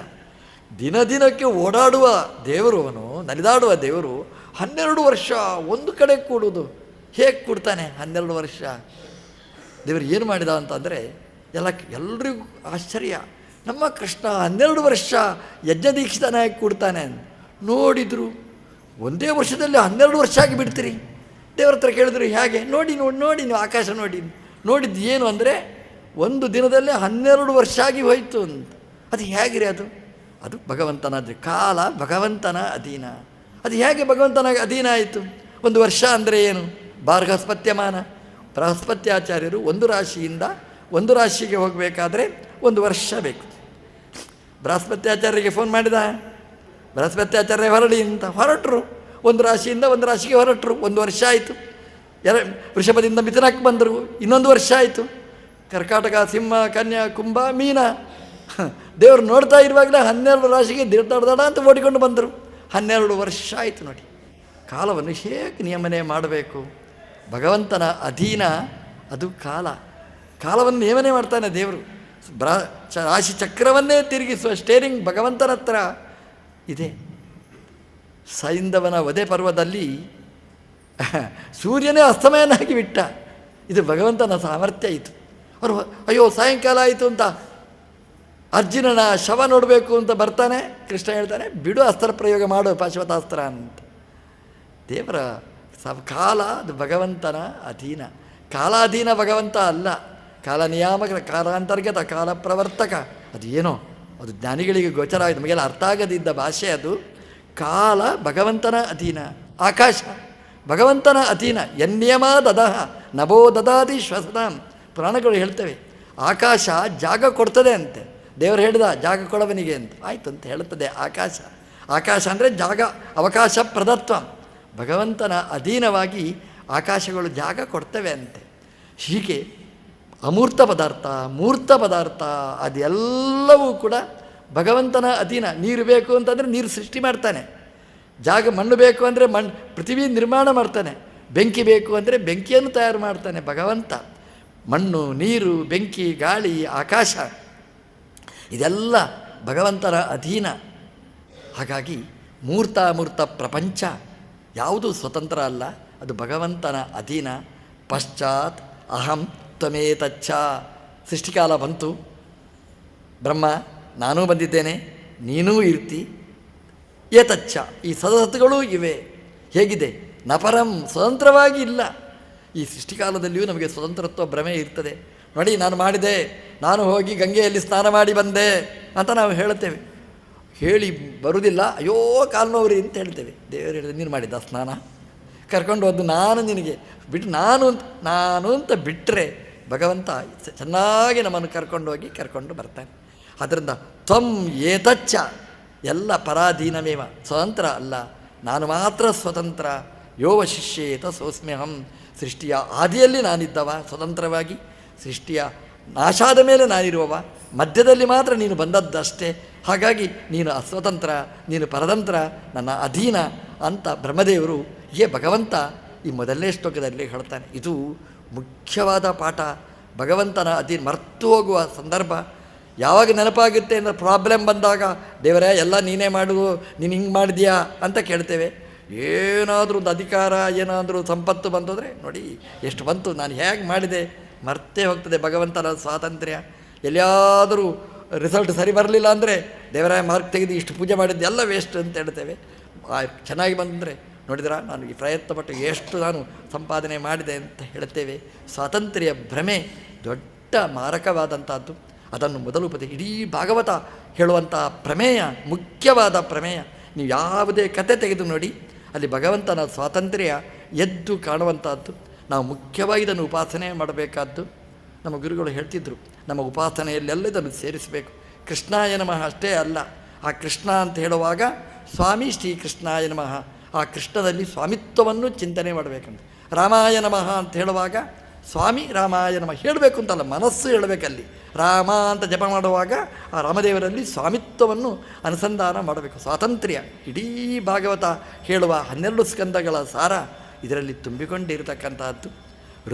ಎರಡನೇ ಶ್ಲೋಕ, ಋತೇರ್ಥಂ ಯತ್ ಪ್ರತೀಯೇತ ನ ಪ್ರತೀಯೇತ ಚಾತ್ಮನಿ ತಂ ವಿದ್ಯಾತ್ ಆತ್ಮನೋ ಮಾಯಾಂ ಯಥಾ ಭಾಸಃ ಯಥಾ ತಮಃ ಅಂತ ಹೇಳ್ತಾರೆ. ಭಗವಂತನಲ್ಲಿ ಇಡೀ ಜಗತ್ತೇ ಇದೆ, ಎಲ್ಲವೂ ಭಗವಂತನಲ್ಲಿದೆ. ಎಲ್ಲವೂ ಅಂತಂದರೆ ಯಥಾ ಭಾಸಃ ಯಥಾ ತಮಃ. ಯಥಾ ಅಂದರೆ ದೃಷ್ಟಾಂತ ಅಲ್ಲದು. ಯಥಾ ಅಂದರೆ ಯಥಾರ್ಥ ಅಂತ ಅರ್ಥ. ಯಥಾರ್ಥವಾದ ಆಭಾಸ ಅಂದರೆ ಸತ್ಯವಾದ ಆಭಾಸ, ಸತ್ಯವಾದ ತಮಸ್ಸು. ತಮಸ್ಸು ಅಂತಂದರೆ ಅಜ್ಞಾನ ಅಂತ ಅರ್ಥ. ಅಜ್ಞಾನ ಅಂತಂದರೆ ಭಾವರೂಪ ಅಜ್ಞಾನ, ಪ್ರಕೃತಿ ಅಂತ ಅರ್ಥ. ನಮಗೆ ಬಂಧಕವಾದಂತಹ ಪ್ರಕೃತಿ, ಮತ್ತು ಅದರಿಂದ ಕಟ್ಟಲ್ಪಟ್ಟಂತಹ ಜೀವ ಅಂತ ಅರ್ಥ. ಆಭಾಸ ಅಂತಂದರೆ ಜೀವ, ಆಭಾಸ ಅಂತಂದರೆ ಆ ಭಾಸತೆ ಇತಿ. ನಾವು ಕನ್ನಡದ ಆಭಾಸ ಅಲ್ಲ, ಕನ್ನಡದ ಆಭಾಸ ಇದೆಯಲ್ಲ ಅದಲ್ಲ ಇದು. ಆ ಭಾಸ, ಆ ಭಾಸ ಅಂದರೆ ಜ್ಞಾನವುಳ್ಳ ಜೀವ ಅಂತ ಅರ್ಥ. ಒಳ್ಳೆಯ ಬಾಣ, ಪ್ರಕಾಶವುಳ್ಳ ಜೀವ, ಯಥಾರ್ಥನಾದ ಜೀವ, ಯಥಾರ್ಥವಾದ ಪ್ರಕೃತಿ, ಕಾಲ, ಕರ್ಮ ಎಲ್ಲ ಇದೆಲ್ಲ ಎಲ್ಲಿದೆ ಅಂತಂದರೆ ಅದು ಭಗವಂತನಲ್ಲಿದೆ. ಯಾಕೆ ಭಗವಂತನಲ್ಲಿದೆ? ಜೀವ ಭಗವಂತನಲ್ಲಿದ್ದಾನೆ, ಕಾಲ ಭಗವಂತನಲ್ಲಿದೆ, ಆಕಾಶ ಭಗವಂತನಲ್ಲಿದೆ, ಎಲ್ಲವೂ ಭಗವಂತನಲ್ಲಿದೆ. ಇದರಲ್ಲಿ ಯಾವುದು ಮುಖ್ಯ ಆಯ್ತು ಈಗ? ಕಾಲ, ಆಕಾಶ, ಜೀವ ಎಲ್ಲ ಇದ್ದಾರೆ, ಅವರು ಮುಖ್ಯನ? ಋತೇರ್ಥಂ ಯತ್ ಪ್ರತೀಯೇತ ನ ಪ್ರತೀಯೇತ ಚಾತ್ಮನಿ. ಆತ್ಮನಿ ಪ್ರತೀಯತೆ. ಪ್ರತೀಯೇತ ಅಂದರೆ ಪ್ರತೀಯತೆ ಅಂತ ವ್ಯಾಖ್ಯಾನ ಮಾಡಿದ್ದಾರೆ. ಈ ಆತ್ಮ ಅಂದರೆ ಜೀವ ಅಲ್ಲ, ಆತ್ಮ ಅಂದರೆ ದೇವರು ಅಂತ ಅರ್ಥ. ಪರಮಾತ್ಮನಲ್ಲಿ ಎಲ್ಲವೂ ಇದೆ ಅಂತೆ. ಅದಕ್ಕೆ ವ್ಯಾಖ್ಯಾನಕಾರರು ವಿವರಿಸ್ತಾರೆ, ಈ ರಥ ಇದೆ, ಈ ರಥದಲ್ಲಿ ಎಲ್ಲ ಇರ್ತಾರೆ. ಅಲ್ಲಿ ಛತ್ರ ಹಿಡಿಯುವವರು ಇರ್ತಾರೆ, ಅದರಲ್ಲಿ ದೀವಟಿಗೆ ಹಿಡಿಯುವವರು ಇರ್ತಾರೆ, ಚಾಮರ ಹಾಕುವವರು ಇರ್ತಾರೆ. ನೋಡಿ, ರಥದಲ್ಲಿ ಕೂತಿದ್ದಾರೆ, ಯಾರಿದ್ದಾರೆ? ಚಾಮರ ಹಾಕುವವರು ಕೂತಿದ್ದಾರೆ, ಛತ್ರ ಹಿಡಿಯೋರು ಕೂತಿದ್ದಾರೆ. ಯಾರು ಇಂಪಾರ್ಟೆಂಟ್ ಹೇಳಿ? ಚಾಮರ ಹಾಕುವವನು ಇಂಪಾರ್ಟೆಂಟಾ? ಛತ್ರ ಹಿಡಿಯುವವ ಇಂಪಾರ್ಟೆಂಟಾ? ದೀವಟಿಗೆ ಹಿಡಿಯುವವ ಇಂಪಾರ್ಟೆಂಟಾ? ರಥಿಕಾ ಅಂತ ಯಾರನ್ನು ಕರೀತಾರೆ ಅದರಲ್ಲಿ? ನಮ್ಮ ದೇವರು ರಥದಲ್ಲಿ ಕೂತರೆ ದೇವರನ್ನು ರಥಿಕಾ ಅಂತ ಕರೀತಾರೆ ಹೊರತು ರಥದಲ್ಲಿ ಇದ್ದವರನ್ನೆಲ್ಲ ರಥಿಕಾ ಅಂತ ಯಾರು ಕರೆಯುವುದಿಲ್ಲ. ಅವರೆಲ್ಲ ರಥಿಕನಿಗೆ ಎಲ್ಲ ಸಹಾಯ ಮಾಡುವವರು ಅಷ್ಟೇ ಹೊರತು ರಥದಲ್ಲಿ ಕೂತಿರ್ಬೋದು, ರಥಿಕರಲ್ಲ. ರಥದ ಓನರ್ ಬೇರೆ ಇರ್ತಾನೆ. ಯಾಕೆ? ಹಾಗೆಯೇ ನಮ್ಮ ದೇವರು ಕೂಡ ಹಾಗೆಯೇ, ಅವನೇ ಮುಖ್ಯ ಹೊರತು ಈ ಜೀವ ಆಗಲಿ, ಕಾಲ ಆಗಲಿ, ಕರ್ಮ ಆಗಲಿ ಅಥವಾ ಪ್ರಕೃತಿ ಆಗಲಿ ಯಾವುದು ಮುಖ್ಯ ಅಲ್ಲ. ಯಾಕೆಂದರೆ ಋತೇರ್ಥಂ ಯತ್ ಪ್ರತೀಯೇತ. ನೀವು ನೋಡಿ, ಈಗ ಈ ಕಾಲ ಮುಖ್ಯ ಅಂತ ಆದರೆ ಕಾಲ ಭಗವಂತನ ಮೇಲೆ ಪರಿಣಾಮ ಮಾಡಬೇಕಲ್ವ? ಕಾಲದ ಪರಿಣಾಮ ದೇವರಲ್ಲಿ ಆಗಬೇಕಲ್ವ? ಕಾಲದ ಪರಿಣಾಮ ದೇವರಿಗೆ ಆಗುತ್ತಾ? ನೀವು ನೋಡಿ, ಸಾಧಾರಣವಾಗಿ ಎಷ್ಟು ವಯಸ್ಸಾಯಿತು ಅಂತ ನಾವು ಆ ಕಾಲದ ಪರಿಣಾಮ ನಾವು ನೋಡ್ತೇವೆ. ಮಗು ಆದರೆ ಇದು ಮಗು ನಮ್ಗೆ ಗೊತ್ತಾಗುತ್ತೆ. ಯುವಕ ಇವನು ವಾರ್ಧಕ ಎಲ್ಲ ನೋಡಿದ ಕೂಡಲೇ ಗೊತ್ತಾಗುತ್ತೆ ಎಷ್ಟು ವಯಸ್ಸು, ಸುಮಾರಾಗಿ ಇಷ್ಟು ವಯಸ್ಸು ಅಂತ ನಾವು ಹೇಳ್ಬೋದು. ಯಾಕೆಂದರೆ ಕಾಲದ ಪರಿಣಾಮ ಶರೀರದ ಮೇಲೆ ಆಗುತ್ತೆ. ಒಂದು ಹಣ್ಣು ಒಂದು ಮಿಡಿಯಾಗಿರ್ತದೆ, ಹಣ್ಣಾಯಿತು, ನಾವು ಹೇಳ್ತೇವೆ ಅದು ಅಂದರೆ ಕಾಲದ ಪರಿಣಾಮ ಆ ವಸ್ತುವಿನ ಹಣ್ಣಲ್ಲಿ ಇರ್ತದೆ. ನೀರು ತರ್ತೀರಿ, ನೀರಿನಲ್ಲಿ ಕಾಲದ ಪರಿಣಾಮ, ಹಾಲಿರ್ತದೆ, ಕಾಲದ ಪರಿಣಾಮ. ಪ್ರತಿಯೊಂದು ವಸ್ತುವಿನಲ್ಲಿಯೂ ಕಾಲದ ಪರಿಣಾಮವನ್ನು ನಾವು ನೋಡುತ್ತೇವೆ. ನಮ್ಮ ದೇವರಲ್ಲಿ ಕಾಲದ ಪರಿಣಾಮ ಇಲ್ಲ. ಕಾಲ ಏನು ಮಾಡಿದ ದೇವರಲ್ಲಿ? ಏನಾದರೂ ಮಾಡಿದ. 106 ವರ್ಷ ಇದ್ದ ನಮ್ಮ ದೇವರು, ಆರಾಮವಾಗಿದ್ದ. ಯಾವುದೇ ಕಾಲ ನಮ್ಮ ದೇವರನ್ನು ಏನು ಮಾಡಲಿಕ್ಕಾಗಲಿಲ್ಲ ಅಂತ. ರಾಮದೇವರು 13,000 ವರ್ಷ ಇದ್ದರು. ಕಾಲದ ಪರಿಣಾಮ ಆಗಲೇ ಇಲ್ಲ. ನಮ್ಮ ಆಚಾರ್ಯರು ಎಲ್ಲ ಇದ್ದಾರೆ, ದೊಡ್ಡವರೆಲ್ಲ ಕಾಲದ ಪರಿಣಾಮ ಆಗದೇ ಇದ್ದವರು. ಹಾಗಾಗಿ ಕಾಲ ಮುಖ್ಯ ಅಲ್ಲ ಅಂತ ಹೇಳಿದರು. ಕರ್ಮ ಏನು ಮಾಡಬೇಕು? ಕರ್ಮ ತನ್ನ ಫಲವನ್ನು ಕೊಡಬೇಕಲ್ವಾ? ಎಲ್ಲ ನೀನು ಮಾಡಿದ ಕರ್ಮ ತಿನ್ನು ಅಂತ ನಾವು ಹೇಳುತ್ತೇವೆ. ನಾವು ಯಾಕೆ? ಹೌದಾ, ಅದು ಅವನು ಮಾಡಿದ ಕರ್ಮ ರೀ. ಅದು ಏನಾದರೂ ಒಳ್ಳೆಯದಾದರೆ ನಾವು ಕೆಟ್ಟದಾದರೆ ನೋಡಿದ್ರ ಅವನು ಮಾಡಿದ ಕರ್ಮ ಅದು ಹಂಗೆ ಆಗಬೇಕು ಅವನಿಗೆ ಅಂತ. ಕರ್ಮ ಅದರ ಫಲವನ್ನು ಕೊಡದೇ ಇರುವುದೇ ಇಲ್ಲ. ದೇವರಿಗೆ ಕರ್ಮ ಮುಖ್ಯ ಆದರೆ ಕರ್ಮದ ಫಲ ಕೊಡಬೇಕಾ ಬೇಡವಾ? ಏನು ಫಲ ಕೊಟ್ಟಿತು ಕರ್ಮ? ಹೇಳ್ದ, ನಮೇ ಕರ್ಮಾಣಿ ಲಿಂಪಂತಿ ನಮೇ ಕರ್ಮ ಫಲೇ ಸ್ಪೃಹ. ದೇವರು ಹೇಳ್ತಾನೆ, ಯದಾಚರತಿ ಶ್ರೇಷ್ಠ ತತ್ತದೇವ ಇತರೋ ಜನ. ಕರ್ಮ ನನ್ನ ಮೇಲೇನೂ ಪ್ರಭಾವ ಬೀರುವುದಿಲ್ಲ. ಕಾಲ ಆಗಲಿ, ಕರ್ಮ ಆಗಲಿ, ಅಥವಾ ಯಾವುದೇ ಒಂದು ವಸ್ತು. ಈಗ ಪ್ರಕೃತಿ ದೇವರನ್ನು ಬಂಧನೆ ಮಾಡ್ತದ? ಪ್ರಕೃತಿಯ ಬಂಧನೆ ಭಗವಂತನಿಗಿಲ್ಲ. ಪ್ರಕೃತಿಯನ್ನೇ ಭಗವಂತ ಅದನ್ನು ಗಂಟು ಬಿಡಿಸುವ ಹೊರತು ಪ್ರಕೃತಿಯ ಬಂಧ ಭಗವಂತನಿಗಿಲ್ಲ. ಋತೇ ಅರ್ಥಂ ಯತ್ ಪ್ರತೀಯೇತ. ಈ ಕಾಲ ಕರ್ಮಾದಿಗಳು ಎಲ್ಲ ಇದೆ. ಜೀವ ಇರ್ತಾನೆ, ಜೀವ ಭಗವಂತನನ್ನು ಉಪಜೀವಿಸ್ತಾನೆ ಹೊರತು ಜೀವನ ಭಗವಂತ ಇಲ್ಲ. ನೋಡಿ, ದೇವರಿಗೆ ನಾನು ಆಶ್ರಯ ಕೊಟ್ಟಿದ್ದೇನೆ, ನೀವೇನು ಆಶ್ರಯ ಕೊಟ್ಟದ್ದು? ದೇವರಿದ್ದರಿಂದ ನಾವಿರುವುದಷ್ಟೇ. ನಾವು ಇದ್ದದ್ರಿಂದ ದೇವರು ಇರುವುದಲ್ಲ. ನಾವು ಹೇಳ್ತೀವಿ ರೀ, ನಾನಿಲ್ಲದ್ರೆ ದೇವರಿಗೆ ಪೂಜೆ ಮಾಡೋದು ಯಾರು ಅಂದರೆ ದೇವರು ನಮ್ಮಿಂದ ಉಪಜೀವನ ಅಲ್ಲ. ನಮ್ಮ ಜೀವನಿಂದ ಏನಾಗಬೇಕಾಗಿಲ್ಲ. ಯಥಾಭಾಸ ಯಥಾತಮಃ ಪ್ರಕೃತ್ಯಾದಿಗಳು. ಋತೇ ಅರ್ಥಂ ಯತ್ ಪ್ರತೀಯೇತ. ಅರ್ಥ ಅಂದರೆ ಪ್ರಯೋಜನಂ ಋತೆ ಪ್ರತೀಯಂತೆ. ದೇವರಿಗೆ ಪ್ರಯೋಜನ ಅದರಿಂದ ಯಾವುದು ಅಂದರೆ ಅವುಗಳು ತನ್ನ ಫಲವನ್ನು ಕೊಡಲಿಕ್ಕೆ ಸಮರ್ಥ ಅಲ್ಲ. ತಂವಿದ್ಯಾತ್ ಆತ್ಮನೋ ಮಾಯಾಂ. ಭಗವಂತನ ಮಾಯೆ ಅಂದರೆ ಮಾಯಾಧೀನ, ಭಗವಂತನ ಸಾಮರ್ಥ್ಯದ ಅಧೀನವಾಗಿದೆ ಅಂತ ನಾವು ಅನುಸಂಧಾನ ಮಾಡಬೇಕಾದ್ದು. ಹಾಗಾಗಿ ಭಗವಂತ ಸಾರ್ವಕಾಲಿಕ, ಎಲ್ಲ ಕಾಲದಲ್ಲಿದ್ದಾನೆ. ಯಾವ ಕಾಲದಲ್ಲಿದ್ದರೂ ಭಗವಂತನಿಗೆ ವಿಕಾರ ಇಲ್ಲ. ನಿರ್ವಿಕಾರನಾದವ, ಕಾಲಾಧಿಕೃತವಾದ ವಿಕಾರವನ್ನು ಮೀರಿ ನಿಂತವ ಅದು ಭಗವಂತ. ಯಾವುದೂ ಅವನಿಗಿಲ್ಲ ಎನ್ನುವುದನ್ನು ಆ ಶ್ಲೋಕದಲ್ಲಿ ಹೇಳಿ, ಪ್ರವಿಷ್ಟಾನಿ ನತೇಷು ತೇಷ್ವಹಂ. ಭಗವಂತ ಹೇಳ್ತಾನೆ, ಯಥಾ ಮಹಂತಿ ಭೂತಾನಿ ಉಚ್ಚಾವಚಾನಿ ಚ ಪ್ರವಿಷ್ಟಾನಿ ಅಪ್ರವಿಷ್ಟಾನಿ ಅಂತ. ಈ ಪಂಚಭೂತಗಳಿವೆ. ಈ ಪಂಚಭೂತಗಳು ಈ ದೇಹದಲ್ಲಿ ಪ್ರವೇಶ ಮಾಡಿದೆ. ಮುಗಿತಾ ಅಲ್ಲಿಗೆ? ಇನ್ನೂ ಇದೆ. ನಿಮ್ಮ ಶರೀರದಲ್ಲಿದೆ. ಇವರ ಎಲ್ಲ ಶರೀರವನ್ನು ಬಿಟ್ಟು ಪಂಚಭೂತಗಳಿವೆ. ಮಣ್ಣು, ನೀರು, ಬೆಂಕಿ, ಗಾಳಿ ಎಲ್ಲ ಕಡೆ ಇದೆ. ಪ್ರವಿಷ್ಟಾನಿ ಅಪ್ರವಿಷ್ಟಾನಿ. ಯಥಾ ಮಹಂತಿ ಭೂತಾನಿ, ಮಹಾಭೂತಗಳು ಪಂಚಭೂತಗಳು. ಪ್ರವಿಷ್ಟಾನಿ ಅಪ್ರವಿಷ್ಟಾನಿ, ಶರೀರದಲ್ಲಿ ಪ್ರವೇಶನೂ ಮಾಡಿದೆ, ಪ್ರವೇಶ ಮಾಡದೇ ಇದ್ದದ್ದೂ ಇದೆ. ಹಾಗಾಗಿ ಪಂಚಭೂತಗಳು ಶರೀರಾಧೀನ ಅಂತ ಹೇಳುವಾಗಿಲ್ಲ. ಪಂಚಭೂತಗಳ ಅಧೀನನೇ ಶರೀರ ಆಗಿರುವಂಥದ್ದು. ಅದೇ ರೀತಿಯಾಗಿ ನಮ್ಮ ದೇವರು ನಮ್ಮಲ್ಲಿಯೂ ಇದ್ದಾನೆ, ನಿಮ್ಮಲ್ಲಿಯೂ ಇದ್ದಾನೆ, ಬೇರೆ ಕಡೆಯೂ ಇದ್ದಾನೆ. ಹಾಗೆ ನಮ್ಮ ಅಧೀನ ಅಲ್ಲ, ಭಗವಂತನ ಅಧೀನವಾಗಿ ನಾವಿದ್ದೇವೆ ಅಂತ ಅನುಸಂಧಾನ ಮಾಡಬೇಕು ಅಂತ. ಏತಾವತ್ ಜಿಜ್ಞಾಸ್ಯಂ ತತ್ವ ಜಿಜ್ಞಾಸುನ. ಇಷ್ಟು ನಾವು ಚಿಂತನೆ ಮಾಡಬೇಕು ಅಂತ 4 ಶ್ಲೋಕಗಳಲ್ಲಿ ಭಾಗವತದ ಎಲ್ಲ ಪ್ರಮೇಯಗಳನ್ನು ಬ್ರಹ್ಮದೇವರಿಗೆ ಭಗವಂತ ಉಪದೇಶ ಮಾಡಿದ್ದನ್ನು ಬ್ರಹ್ಮದೇವರು ನಾರದರಿಗೆ ಹೇಳ್ತಾರೆ. ನಾರದ, ಗಟ್ಟಿಯಾಗಿ ಹೇಳಬೇಡ, ನನ್ನ ಅಪ್ಪ ಬ್ರಹ್ಮ ಅವಂದೇ ಅಲ್ಲ ಇದು ಅಂತ, ನನ್ನ ಅಪ್ಪಂದು ಅಂತ ಹೇಳಬೇಡ, ನನ್ನ ಅಜ್ಜಂದು ಅಂತ ಹೇಳು ಅಂತ ಬ್ರಹ್ಮದೇವರು ತಿದ್ದಿದ ಮಾರ್ಗ ಇಲ್ಲಿದೆ. ನಾವು ಮಕ್ಕಳಿಗೆ ಹೇಗೆ ತಿದ್ದಬೇಕು ಅಂತಂದರೆ ನಂದು ಅಂತ ಅಲ್ಲ ಸ್ವಾಮಿ, ನಿಂದು ಅಂತ ನಾವು ಹೇಳಿಕೊಡಬೇಕು ಅನ್ನೋದನ್ನು ಅಪ್ಪ ಮಗನಿಗೆ ಹೇಳಿದ ಪಾಠವನ್ನು ಭಾಗವತ ಉಲ್ಲೇಖ ಮಾಡಿ, ಭಾಗವತ ಪುರಾಣದ ಲಕ್ಷಣಗಳನ್ನು 10 ಲಕ್ಷಣಗಳನ್ನು ವಿವರಣೆ ಮಾಡಿ ದ್ವಿತೀಯ ಸ್ಕಂದದಲ್ಲಿ ಆ ಭಗವಂತನ ವೈಭವವನ್ನು ವಿವರಿಸಿದ್ದಾರೆ. ತೃತೀಯ ಸ್ಕಂದದಲ್ಲಿ ಈ ಸೃಷ್ಟಿಯ ಬಗ್ಗೆ ಹೇಳ್ತಾ ಮೈತ್ರೇಯರು ವಿದುರನಿಗೆ ಮಾಡಿದ ಉಪದೇಶದ ಮೂಲಕ ಅದರ ವಿಸ್ತಾರವನ್ನು ಹೇಳ್ತಾರೆ.